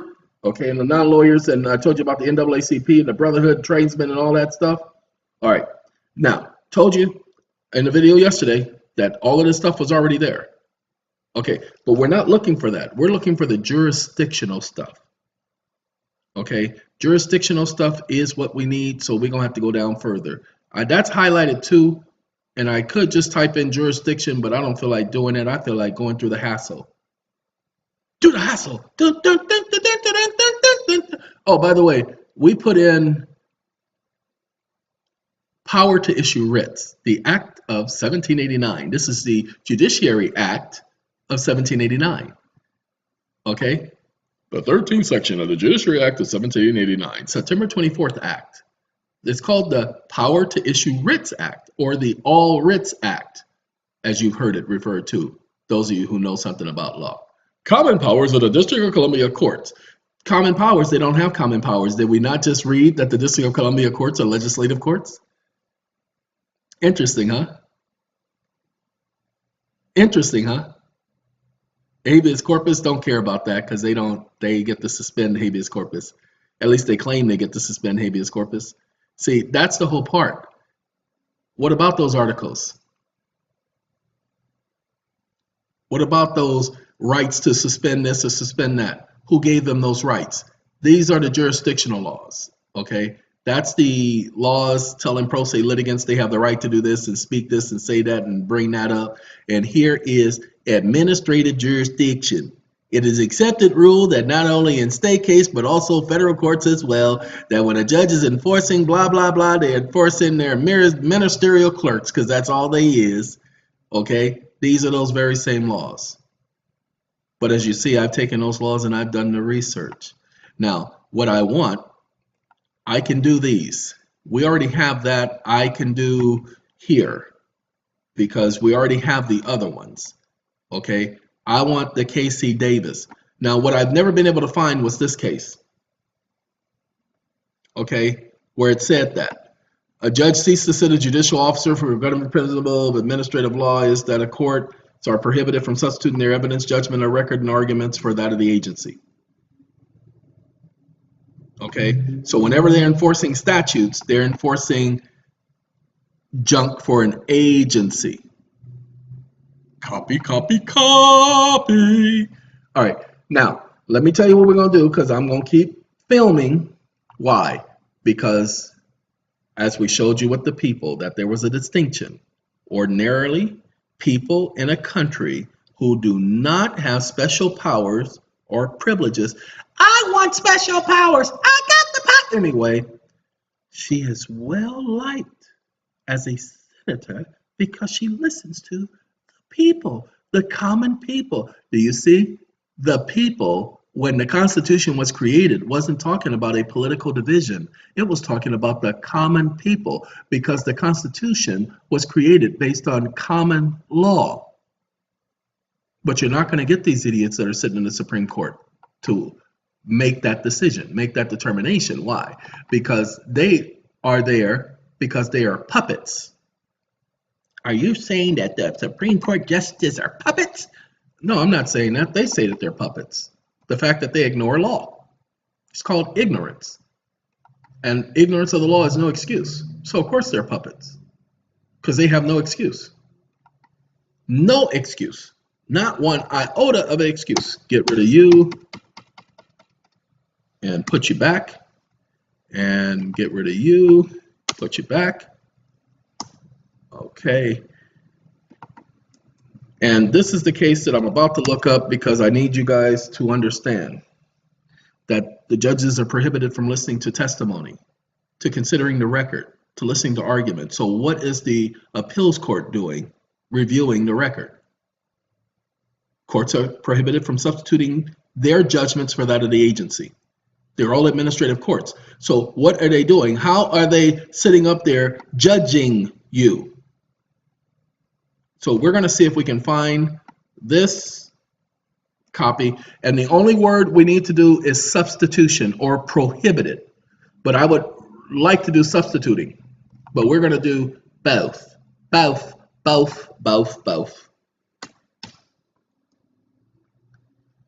And for those of you who don't really care about this stuff because you're not getting involved in any of this stuff, you're not having these problems, you're going to get a ticket. Remember, the judge of municipal court, that's what the ticket is about, people. Okay. Do you see I put this in here and they put American Iron and Steel Institute? Okay. So we're going to go, I would rather go to really opinion and order petition. Interesting. Full citation not provided. And full citation not provided. He claims that ACES stands for the prostitution that a court, proposition that a court ceases to. Let's see, I'm interested in this because they bring up the ACES case, American Iron and Steel Company. I'm interested in this because this is the decision from the court of the Western Division for Ohio. And the person used the case law. Come on now.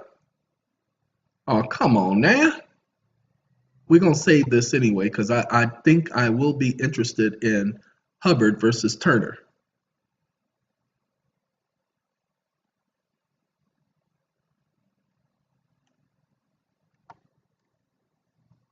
Yeah, let's do that right there. And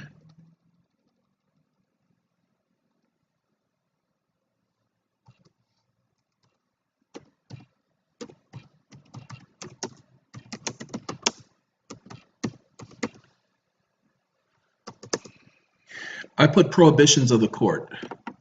I did that, and now let's see if we can find what we're looking for. And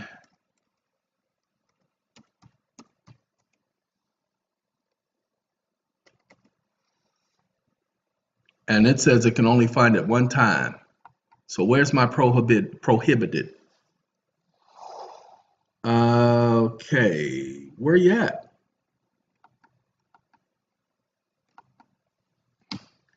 I don't see the word. I thought it would highlight it, but I don't see the word prohibited. He was sentenced 11 months on one count and 17 months on the other count.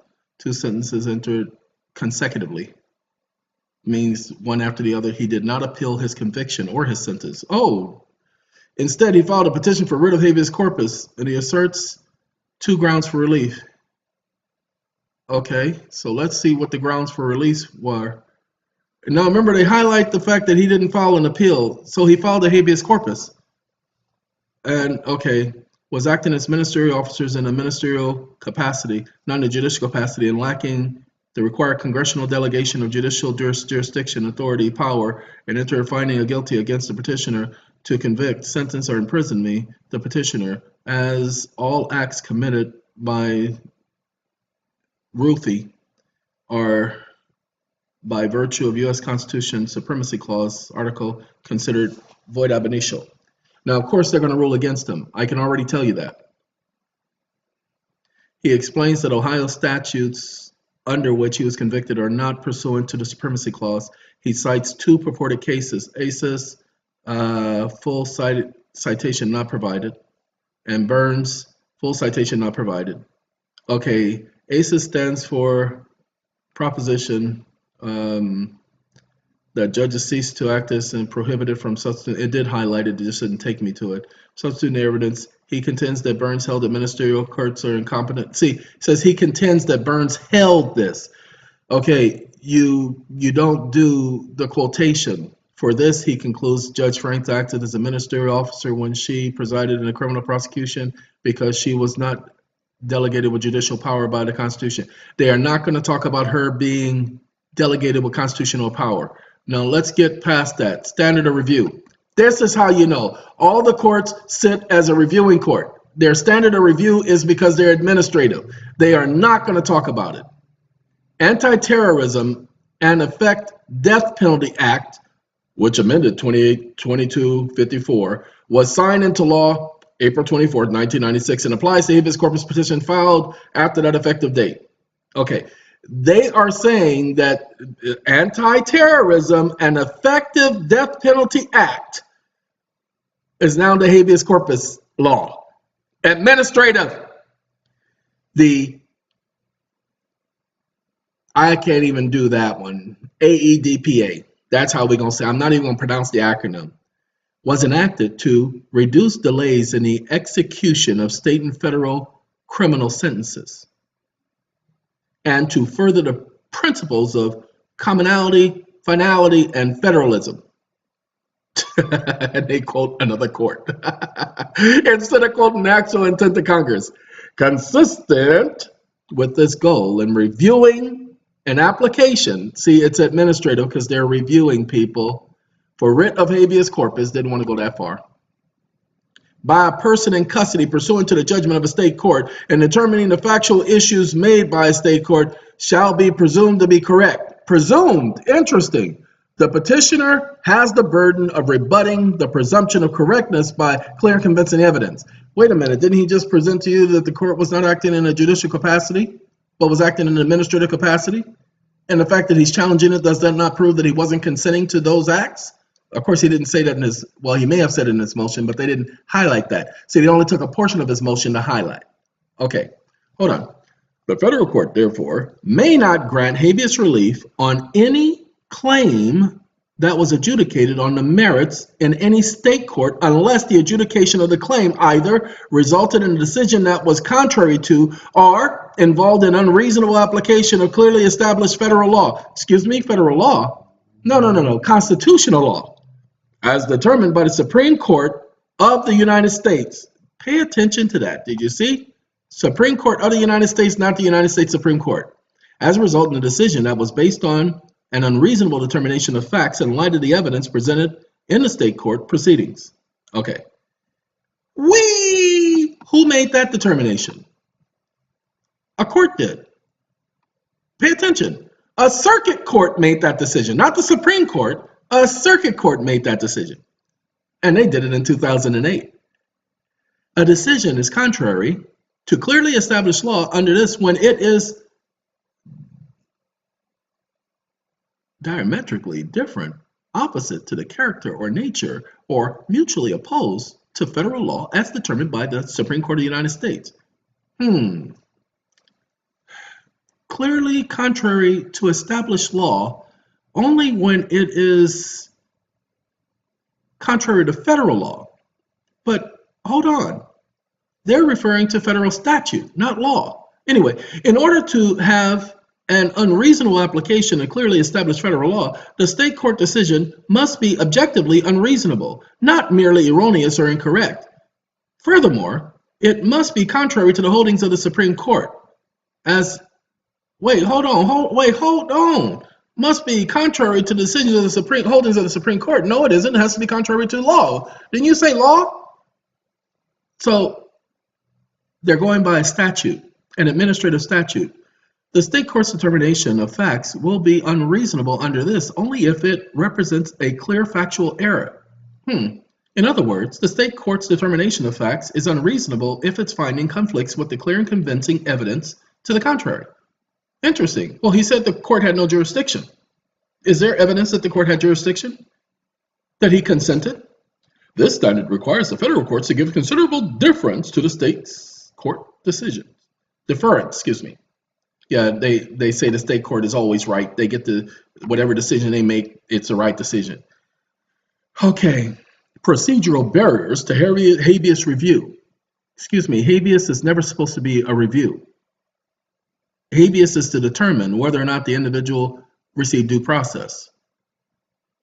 The person is saying they're being held without due process of law. It essentially requires federal courts to leave a state court's judgment alone unless the judgment in place is based on an error grave enough to be called unreasonable. Well, you challenge jurisdiction. Once jurisdiction is challenged, it must be proven. If they don't prove jurisdiction, that means they lack jurisdiction. Should that not be enough to be a grave error, to be unreasonable that they, having a requirement to prove jurisdiction, failed to prove jurisdiction? Now let's see, what was the determination? Let's see if they ever talk about the jurisdiction. We have constitutional law there, so they finally used the words, the phrase federal claims in terms of pertinent constitutional law and in terms of sufficiently, I don't know where I'm getting significant. Where I see can't, I must have been putting a bunch of letters together. Sorry, I'm tired and I was distracted at the same time. Sufficiently particular to allege a denial of specific constitutional right in question. Interesting. Did you see where they bring up constitutional rights now, but before it was federal law? Relied upon federal cases employing a constitutional analysis of the question, relied upon state cases employing federal constitutional analysis of a question.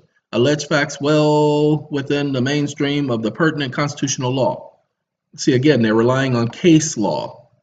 They're not relying on law. Case law is not law. For the claim to be exhausted, it must be presented in the state court as a federal constitutional issue, not merely as an issue arising under state law. Excuse me, who said that? Another court.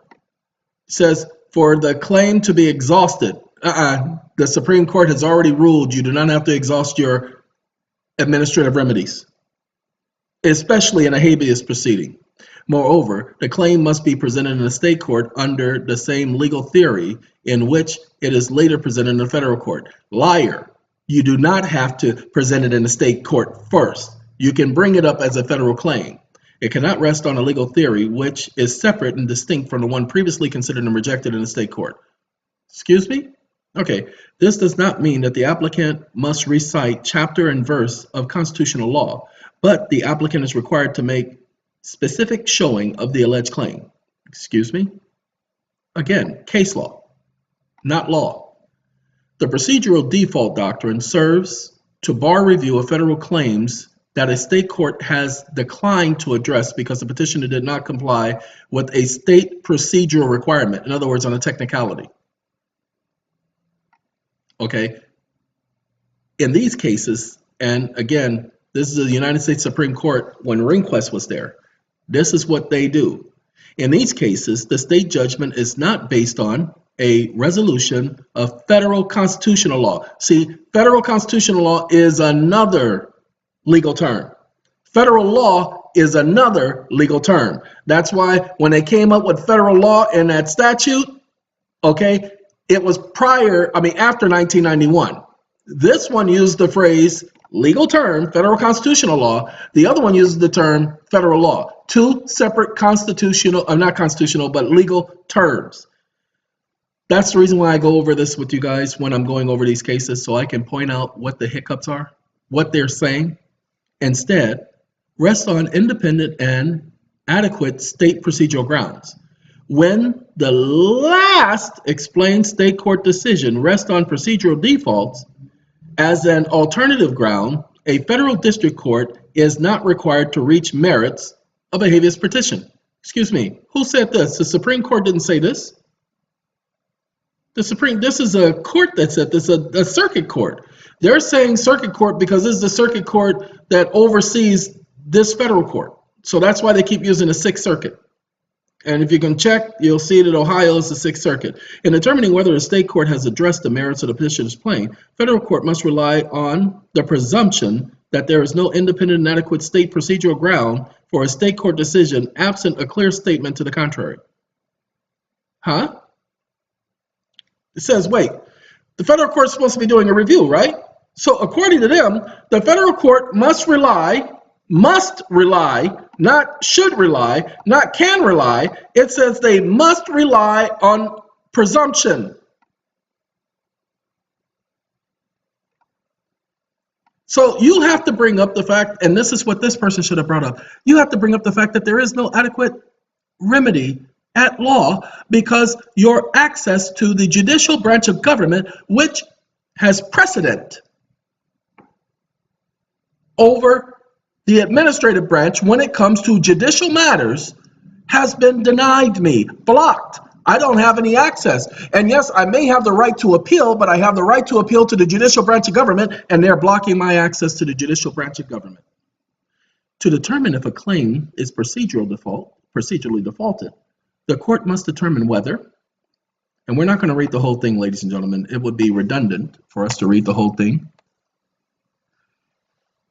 It is a state procedural rule that is applicable to the petitioner's claim and that the petitioner failed to comply with the rule, whether the state court actually enforced the state procedural sanction, and whether, this has nothing to do with what he's bringing his habeas corpus on. He's saying that the court had no jurisdiction, although he should have stated that clearly. He is saying the court had no jurisdiction. They're saying whether the state court followed some administrative procedure, and that's all they're doing. Whether the court did this, that, the other.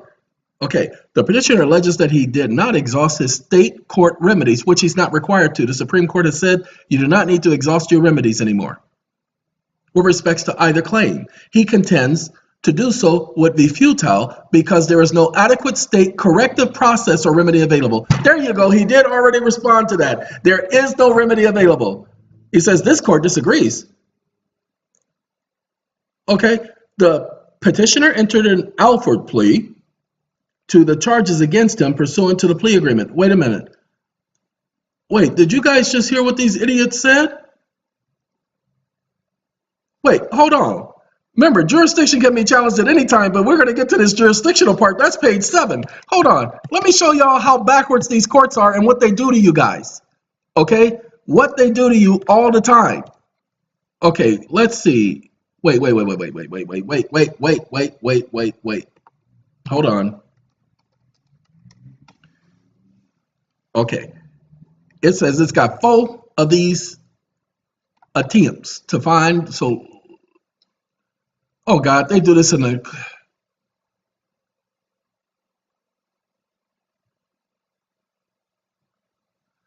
Really? Okay, well, that's fine. Ladies and gentlemen, they ruled against him, and but I knew they were going to rule against him. I could see how they were setting him up. Pay attention. He did not appeal his conviction or his sentence. Hold on, ladies and gentlemen. I need you guys to pay attention to what they just did to him. They just brought up an argument that could not be argued. They didn't have the right to bring up that argument. Let me make sure you understand so that you guys get it. He told them it would be futile because all of his administrative remedies were gone.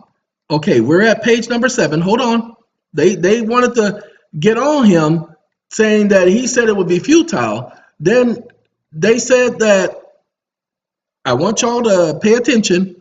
I believe we were on page 7. I just forgot where review petitioner demonstrates. No, we need to go to the bottom because I was at the bottom. I saw the number 7. Okay. Ladies and gentlemen, he signed a plea. When you sign a plea, you waive your right to appeal. So you can't appeal. The court disagrees. The petitioner entered a plea to the charges against him pursuant to the plea agreement. He did not contest the trial court's jurisdiction at that time, but jurisdiction can be challenged at any time. He did not file a direct appeal of his conviction to challenge the trial court's jurisdiction. Excuse me? He did not file a direct appeal because he was told he could not file an appeal. He signed a plea, but he can challenge the jurisdiction of the court at any time, even on appeal, even on habeas.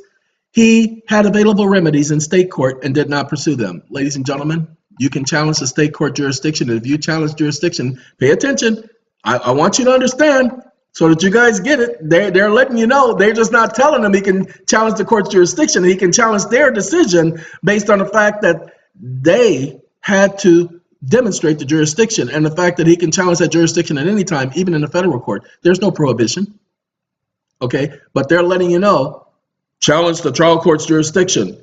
Did not contest the trial court jurisdiction at that time. You can challenge jurisdiction at any time, and jurisdiction must be proved. So they're letting you know that. As explained above, the petitioner cannot obtain federal habeas relief unless he has completely exhausted his available state remedies to the highest state court. What they're telling him is he has to go back to the state court. He has the ruling from the federal court. They just made him aware of it. I don't know this person. I don't know if he's still in jail, but oh, hold on. Hold on so y'all can see it because I want y'all to see it. The United States Supreme Court. Excuse me, what happened to the Supreme Court of the United States? You guys heard of the Supreme Court of the United States, haven't you? Uh-oh. Went to the wrong window. Got to put that back up. Where's my... Oh, we done took that Supreme Court of the United States down. So the United States Supreme Court has emphasized that the interests in comity and federalism dictate that state courts must have the first opportunity to decide a petitioner's claim, since it would be unseemly in our dual system of government for a federal district court to upset the state court conviction without an opportunity for the state courts to correct the constitutional violations. Ladies and gentlemen, here's the thing. And that's the question I was telling all of you that we needed to start presenting to the court. If a state court judge makes a violation of constitutional rights, that's not an error, that is a violation. To violate a constitutional right is an abuse of discretion because there is no discretion for them to violate that right. If that is the case, does that mean that an individual has to wait to appeal that violation? Because according to the law, when the court violates a person's constitutional rights, they act without discretion and the judgment is void. If a judgment is void, does one have to exhaust their administrative remedies? Pay attention. Administrative remedies. Pay attention. Administrative remedies. When you hear them talking about exhaustion of remedies, those are administrative. Okay? He has the right to exhaust his judicial remedies, not administrative. They are referring to administrative remedies. Okay? You need to know, and that's why Constitution is lowercase.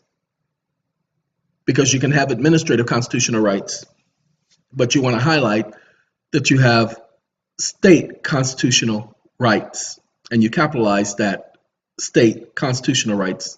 The word state is capitalized. lowercase caps. Okay, that means that the first letter is capitalized, the rest of the word is lowercase caps. Okay, because federal, lowercase, constitutional claims. Remember, this is a court writing this, and this is the so-called court writing this in the sense that it's actually quoting a circuit court. Circuit courts don't just write stuff just to be writing stuff. Okay? Now, the Supreme Court has been quite clear that exhaustion of preferred avenues and that exceptions are to be for narrow purposes only. You see, there's an exception to the rule. There's always an exception to the rule. They've already ruled you do not have to exhaust your state remedies, but I hope some of you have learned here that if you have people who have been convicted, go ahead and challenge the jurisdiction of the court. Go ahead and say that they were administrative. You can challenge jurisdiction at any time, even on appeal. Those of you, many of you have challenged jurisdiction. Many of you said, I challenge this court's jurisdiction, and I demand this court prove jurisdiction on the record. And the court hasn't done that. Then do you know what you get to do? You get to now appeal that. Remember, you can challenge jurisdiction at any time. And the fact that you've already appealed it, and it may have been years ago, you can just tell them you just became aware of the fact that the Supreme Court is the place where you need to go, the state Supreme Court. Supreme Court doesn't like to hear appeals anymore because they're administrative. Remember, the Supreme Court used to hear appeals. Now they don't hear appeals. Guess what they do? They decide whether or not they want you to apply to them and ask them for permission to hear your case, like a certiorari. Ladies and gentlemen, let them send you a rejection. Use that rejection as an exhaustion of your administrative remedies. Because remember, it's administrative. Here, while the federal constitution claim, where the federal constitutional claim is plainly frivolous, and it would be a waste of time and judicial resources to require exhaustion, exhaustion may be excused. Okay, ladies and gentlemen, this is the circuit court. The claim in this petition are frivolous and have no chance to succeed on their merit.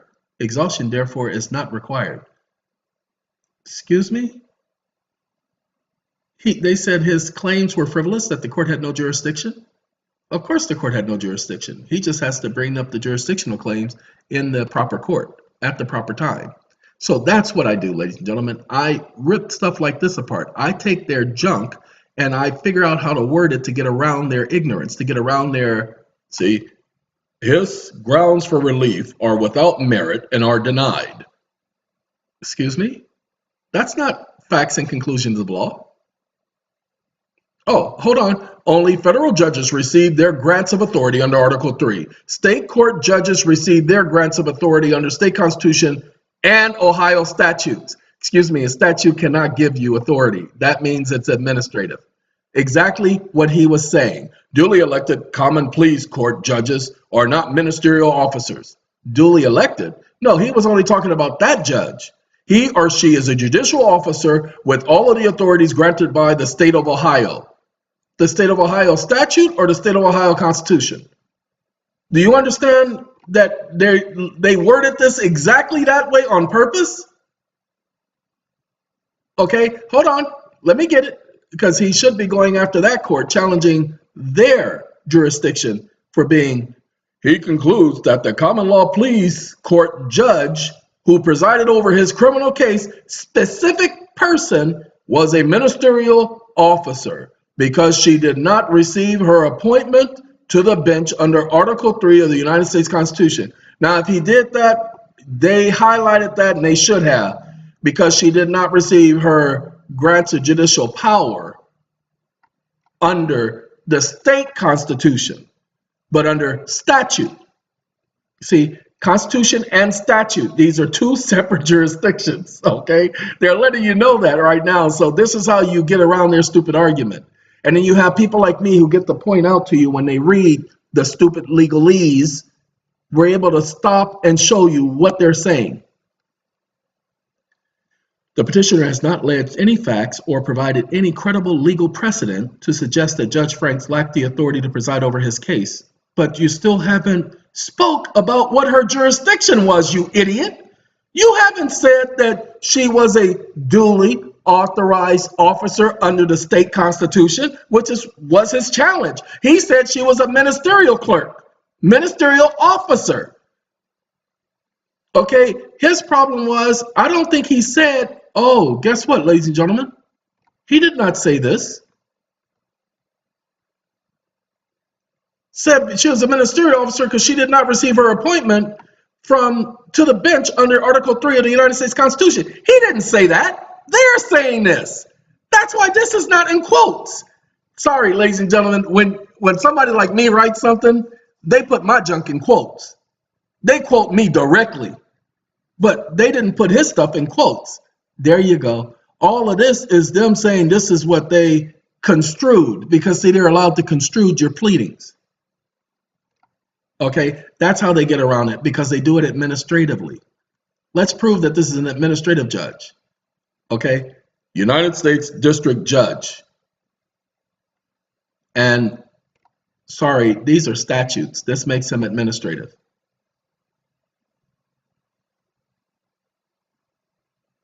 Okay, further, the court certifies that pursuant to 28 U.S.C. 1915 A3, that an appeal from this decision cannot be taken in good faith, and that there is no basis upon which to issue a certificate of appealability.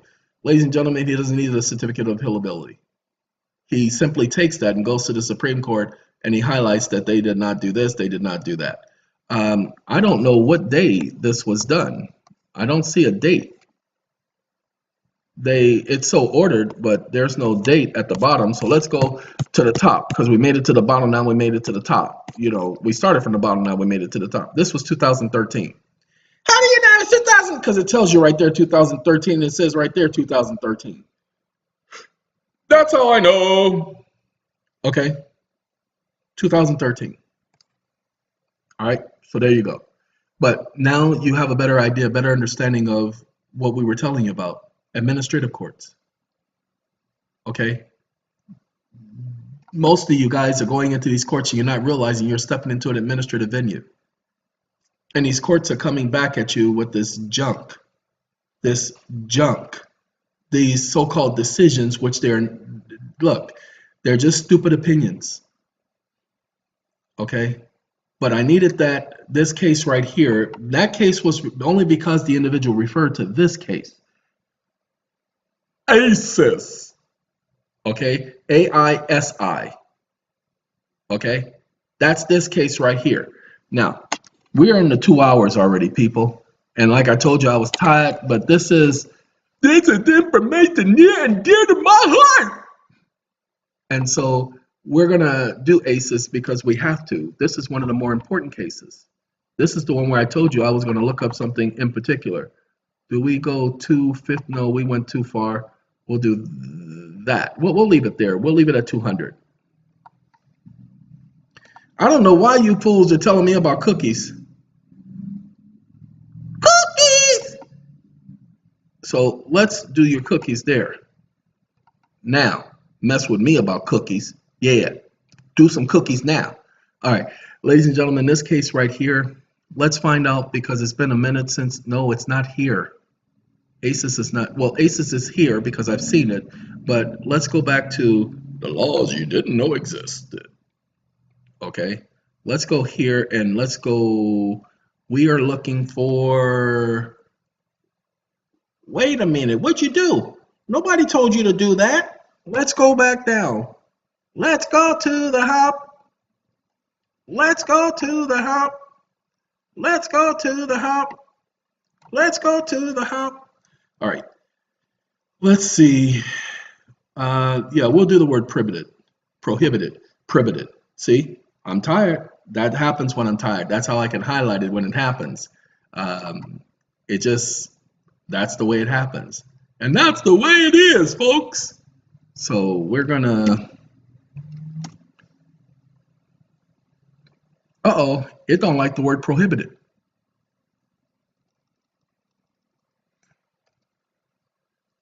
You don't even like the word prohibit. Let's see. Yeah, let's do that. We're not going to add an arrest. No, Okay, so we don't have the word prohibited. Let's do substituting.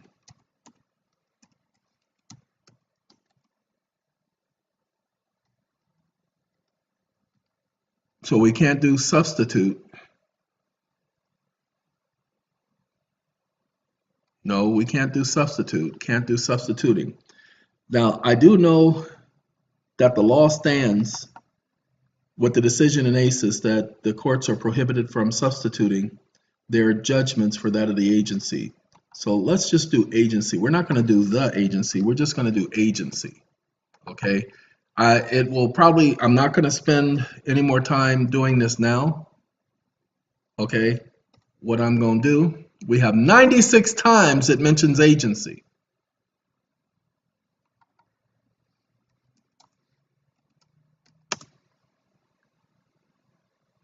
So,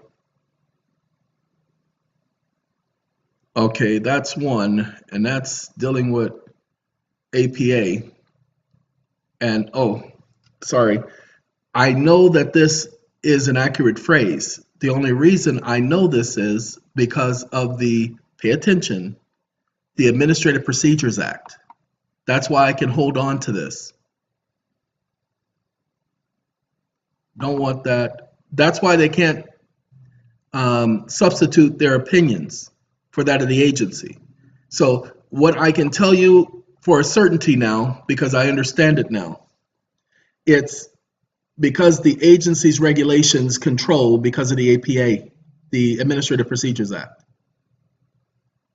Okay, that's it. That's why they can't substitute their opinions for that of the agency. Is because of the Administrative Procedures Act. So now what I have to do is I have to go through this and find out where the courts cannot deviate from the established policies of the agency, and I'm pretty certain it's going to be here. So let's, and practical means a situation in which the due and required execution of the agency's functions would be unavoidably prevented by its undertaking of public rulemaking proceedings. Public interest supplement the term for impracticable or unnecessary. It requires that public rulemaking procedures shall not prevent an agency from operating, and that, on the other hand, lack of public interest in rulemaking warrants an agency to dispense with public procedure. Basically, what they're saying is that when they created up with the APA, if the public is not interested, they don't have to bring the public into their procedure and rulemaking. But the rule is general notice for proposed rulemaking shall be published in the Federal Register. Do you guys read the Federal Register? Well, they're saying that that's the law. If it's in the Federal Register, it's the law. And so if you want to know about a new rule and whatever, you have to read the Federal Registry.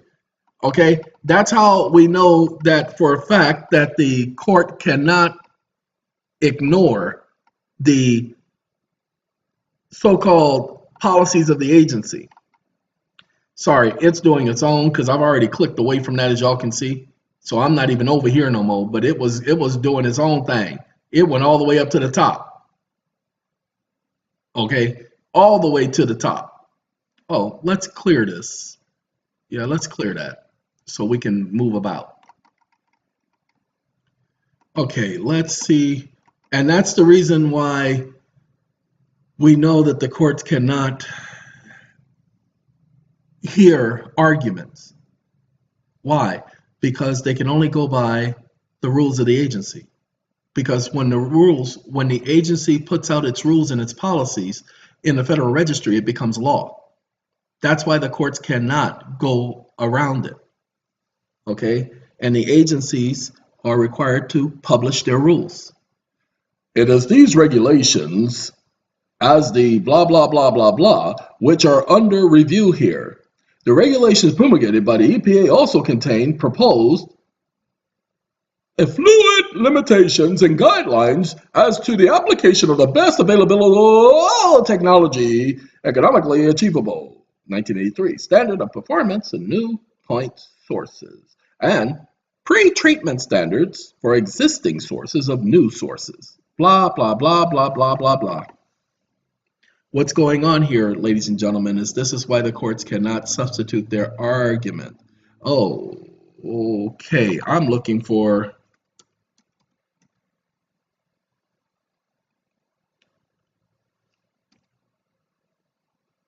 I don't want to incorporate it. I want the word, and I need to make sure I know I'm on the money. I know exactly the word I'm looking for. Where is that? Oh, no, it's not in this case. It's the other case where it says courts are incompetent for receiving grants of judicial power. Okay, but I put in prohibited. Courts are prohibited from substituting their evidence, testimony, record, arguments. Let's do administrative law. Okay, let's do that. I told y'all I wasn't going to do all the searching now, but I now know exactly what the individuals did who came up with that. Somebody read it and interpreted the case law. So somebody interpreted the case. Okay, so I put in administrative, and you see, some petitioners have argued that the interim final regulations are invalid because they were not promulgated in accordance with the Administrative Procedures Act. The relevant procedural history may be outlined as follows. Ladies and gentlemen, this is the fact. They must follow the Procedures Act. So remanded to them to the EPA for reconsideration for certain. Okay, that's point number 17. And this one won't let me go back to point number 17. Okay. Oh, that's paragraph 17. So, okay, it's not going to, okay, I can live with that. That's paragraph number 17. All right. Thought that was a footnote because I thought I was at the bottom, but I noticed I'm at the top because we made it from the bottom all the way to the top. Okay. Anyway, since November 15, 1973, GEPA has been under the order of the District Court for the District of Columbia and Natural Resource Defense Council versus the EPA to promulgate regulations governing the process of iron and steel industry covered in the present regulations. Okay, they've been under order. Okay, they had to create regulation. Now the court, because the court ordered them to do so, they did so under the APA.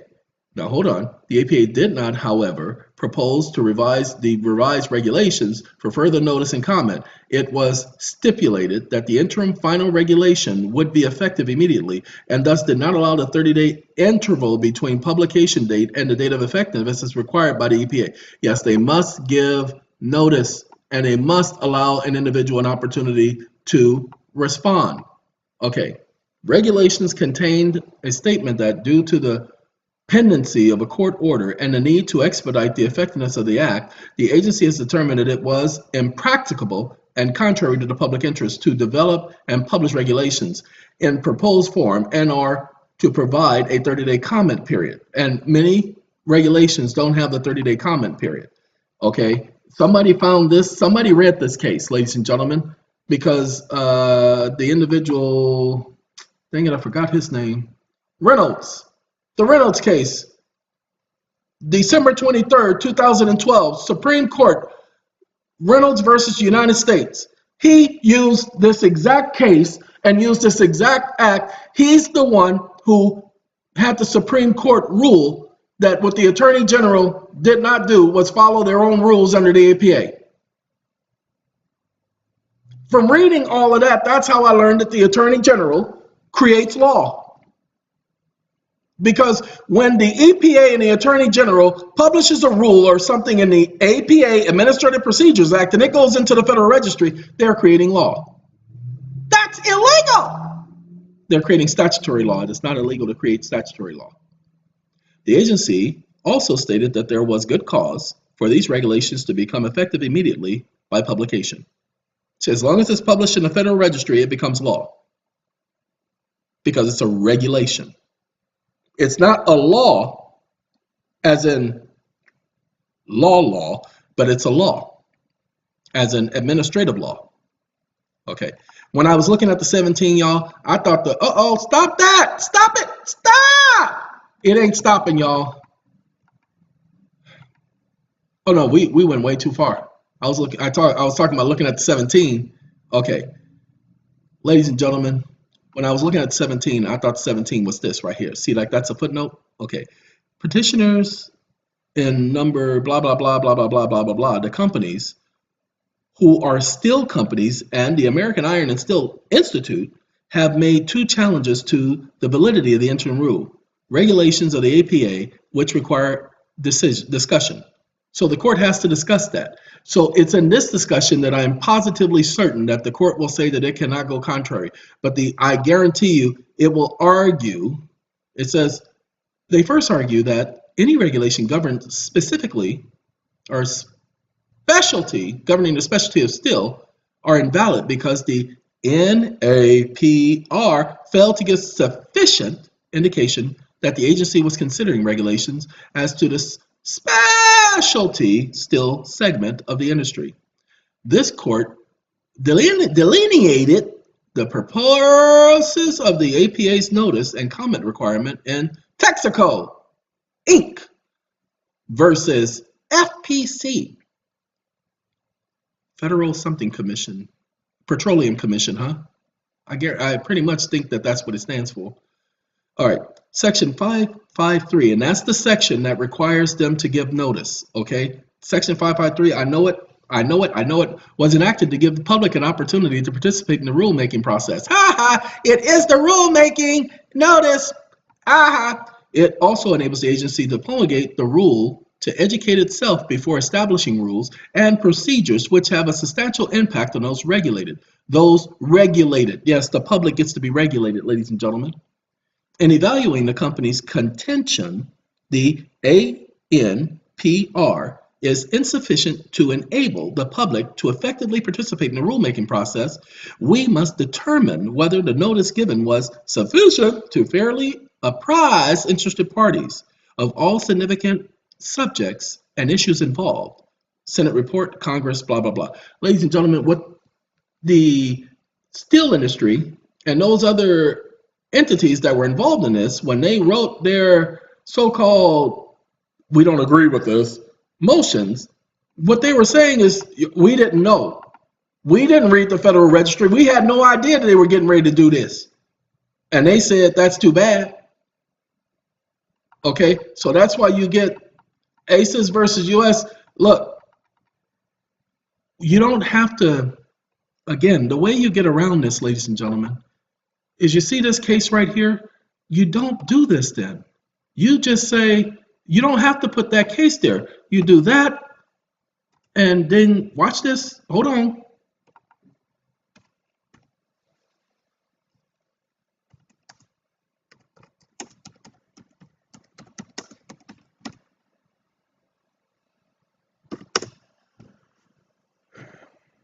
Okay?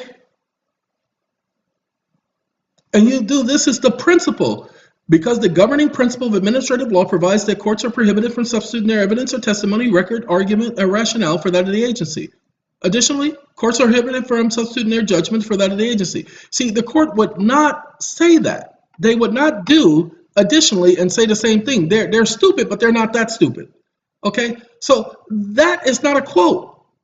It was decided that because the courts have determined that the courts can't do that when dealing with administrative agencies.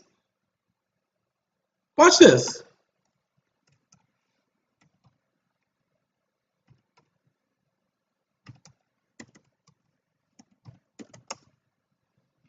Now watch this. Hold on. Y'all just pay attention. We're going to end this in a second. But I need y'all to understand how we do this.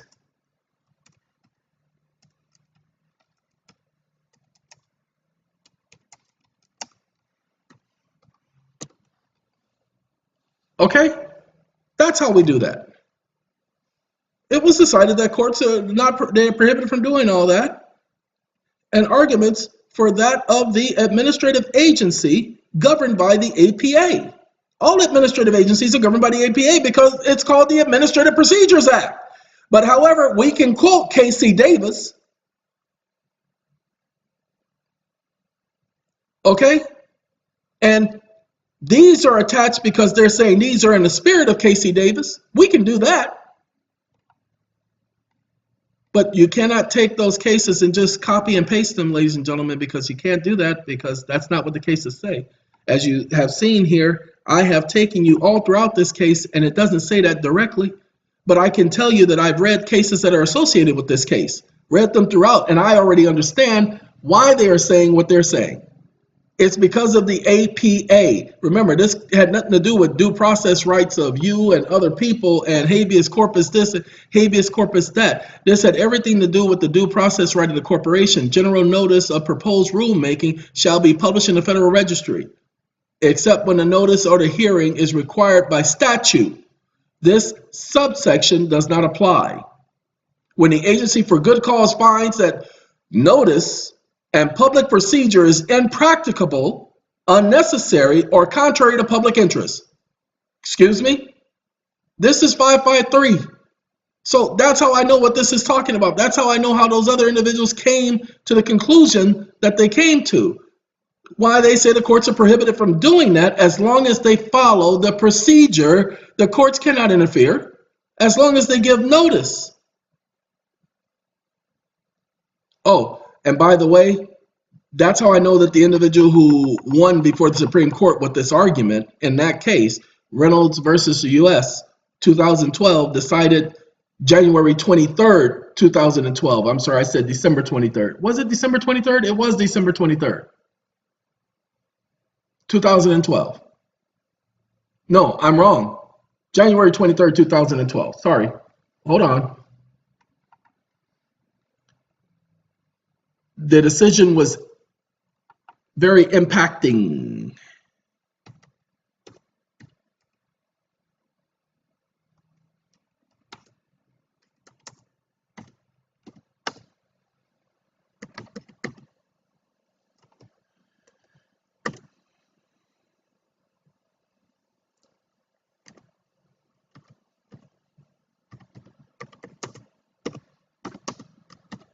I may have spelled Reynolds wrong because Reynolds, Bert, I don't do your name that often.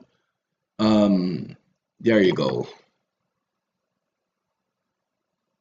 Okay, January 23rd, 2012.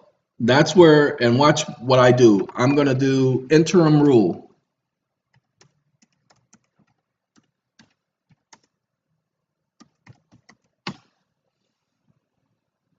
Okay, Attorney General's interim rule by review of the court. Okay, that's what the whole case was about. The whole case was about the interim rule. And because the Attorney General did not follow the interim rule, this individual's case was remanded back to the court, the judgment or conviction overturned. Okay, getting back to here. This is the interim rule conversation. And what happens is everybody doesn't do that. Everybody doesn't take, and the person who wrote that for him was someone like me. Okay, the person who wrote that case that was won at the Supreme Court was done by someone like me who took the time to read the case and understood the case law.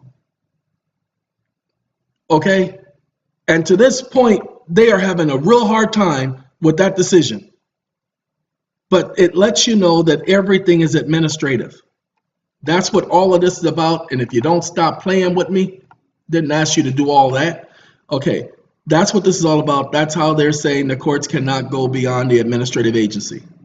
And remember, these are two administrative agencies going before the court. But hold on, let me make sure y'all understand so that y'all can understand that this was a completely administrative procedure before an administrative court. That doesn't give you the administrativeness of the court. Hold on. See, it keeps doing that. Oh, I see what's happening. I got it, y'all. I now get it. It's different with this one than it is with the other ones. Okay, this is a different web browser, so I apologize. United States Court of Appeals for the Third Circuit. Remember, this is an administrative decision. Administrative decision. So ask yourself the question, why is the Third Circuit Court of Appeals acting as an administrative court, overseeing administrative agencies? Well, they were, because the administrative agency, when they appeal, they can appeal to the circuit court. No, circuit court is an administrative court because they were here to review the case. Do you see what I just did? That's why that's happening, because I'm clicking in the middle, and so it's going to where I'm clicking. Okay, so I just realized that that's this particular browser. And I had not experienced that with any other browser, so they kind of like got my attention. So this is Brave, the browser called Brave, like Braveheart, you know. All right, ladies and gentlemen, again, we started this video out with the explanation letting you know that the courts have no jurisdiction, that you must challenge jurisdiction, that they are statutory courts or legislative courts. Statutes and legislation are not judicial, they're not constitutional. So you have to challenge it, but see, they want you to get technical with your challenges. And you have to explain that you're not there to explain the law to them. I'm just here to tell you that they do not have the right without my consent to do this, that, the other. They are an administrative court. They are a privately held, privately owned court. They don't have the jurisdiction without consent. Okay? Now, the other thing when we're talking to you guys about, and you're going to have to work out the argument, go back over the video, listen to what was said. Work it out, people. We can work it out. We can work it out. Anyway, then we have the issue of individuals bringing up other arguments. Ladies and gentlemen, when it comes to we the people, you're bringing up the wrong arguments. It's the people as a whole, the entire community, that's sovereign. So you want to come in as sovereign and come in as a group. Tell them you're part of the community. The same way the court described what the people means. Okay? And if they say you have to be part of the political community, they say that such as voters, excuse me, many of you are voters, which means that you're not United States citizens, but you're American citizens, you have constitutional rights. But again, remember, they're coming under the premise that they've suspended the Constitution as a result of, pay attention. Oh, you guys didn't get it. Remember that case we were going over where it talked about how the individual applied for habeas corpus and that I told you how they changed it to the so-called federal statute and the court was ruling and doing everything under federal statute. Once they made habeas under federal statute, they suspended the Constitution. That's your proof right there. How's that our proof? Because habeas corpus can only be suspended in times of war. Go ahead and look at the law. And because habeas corpus can be suspended and it's a constitutional right, that's where they get the premise that they could suspend the Constitution in times of war or national emergency.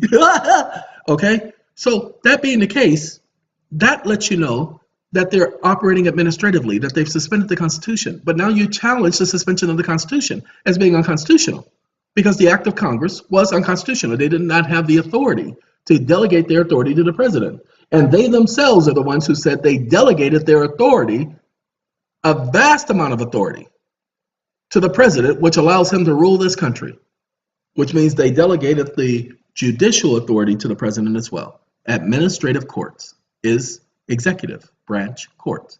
All right, ladies and gentlemen, ladies and gents, that's 2 hours and 32 minutes, 2 hours and 33 minutes that we've taken to bring this information to you. Hopefully, my hope is, with the addition of Flip Wilson at the beginning and this information at the end, those who are right mindset will find this video and they will derive some information from it. Just remember, if you've done an appeal, if you've done a habeas corpus, you challenge jurisdiction, go back and challenge it again. You can challenge it at any time. At any time, even now, even in the future, even tomorrow, even next year, even last year, you can challenge jurisdiction at any time. Any time means any time.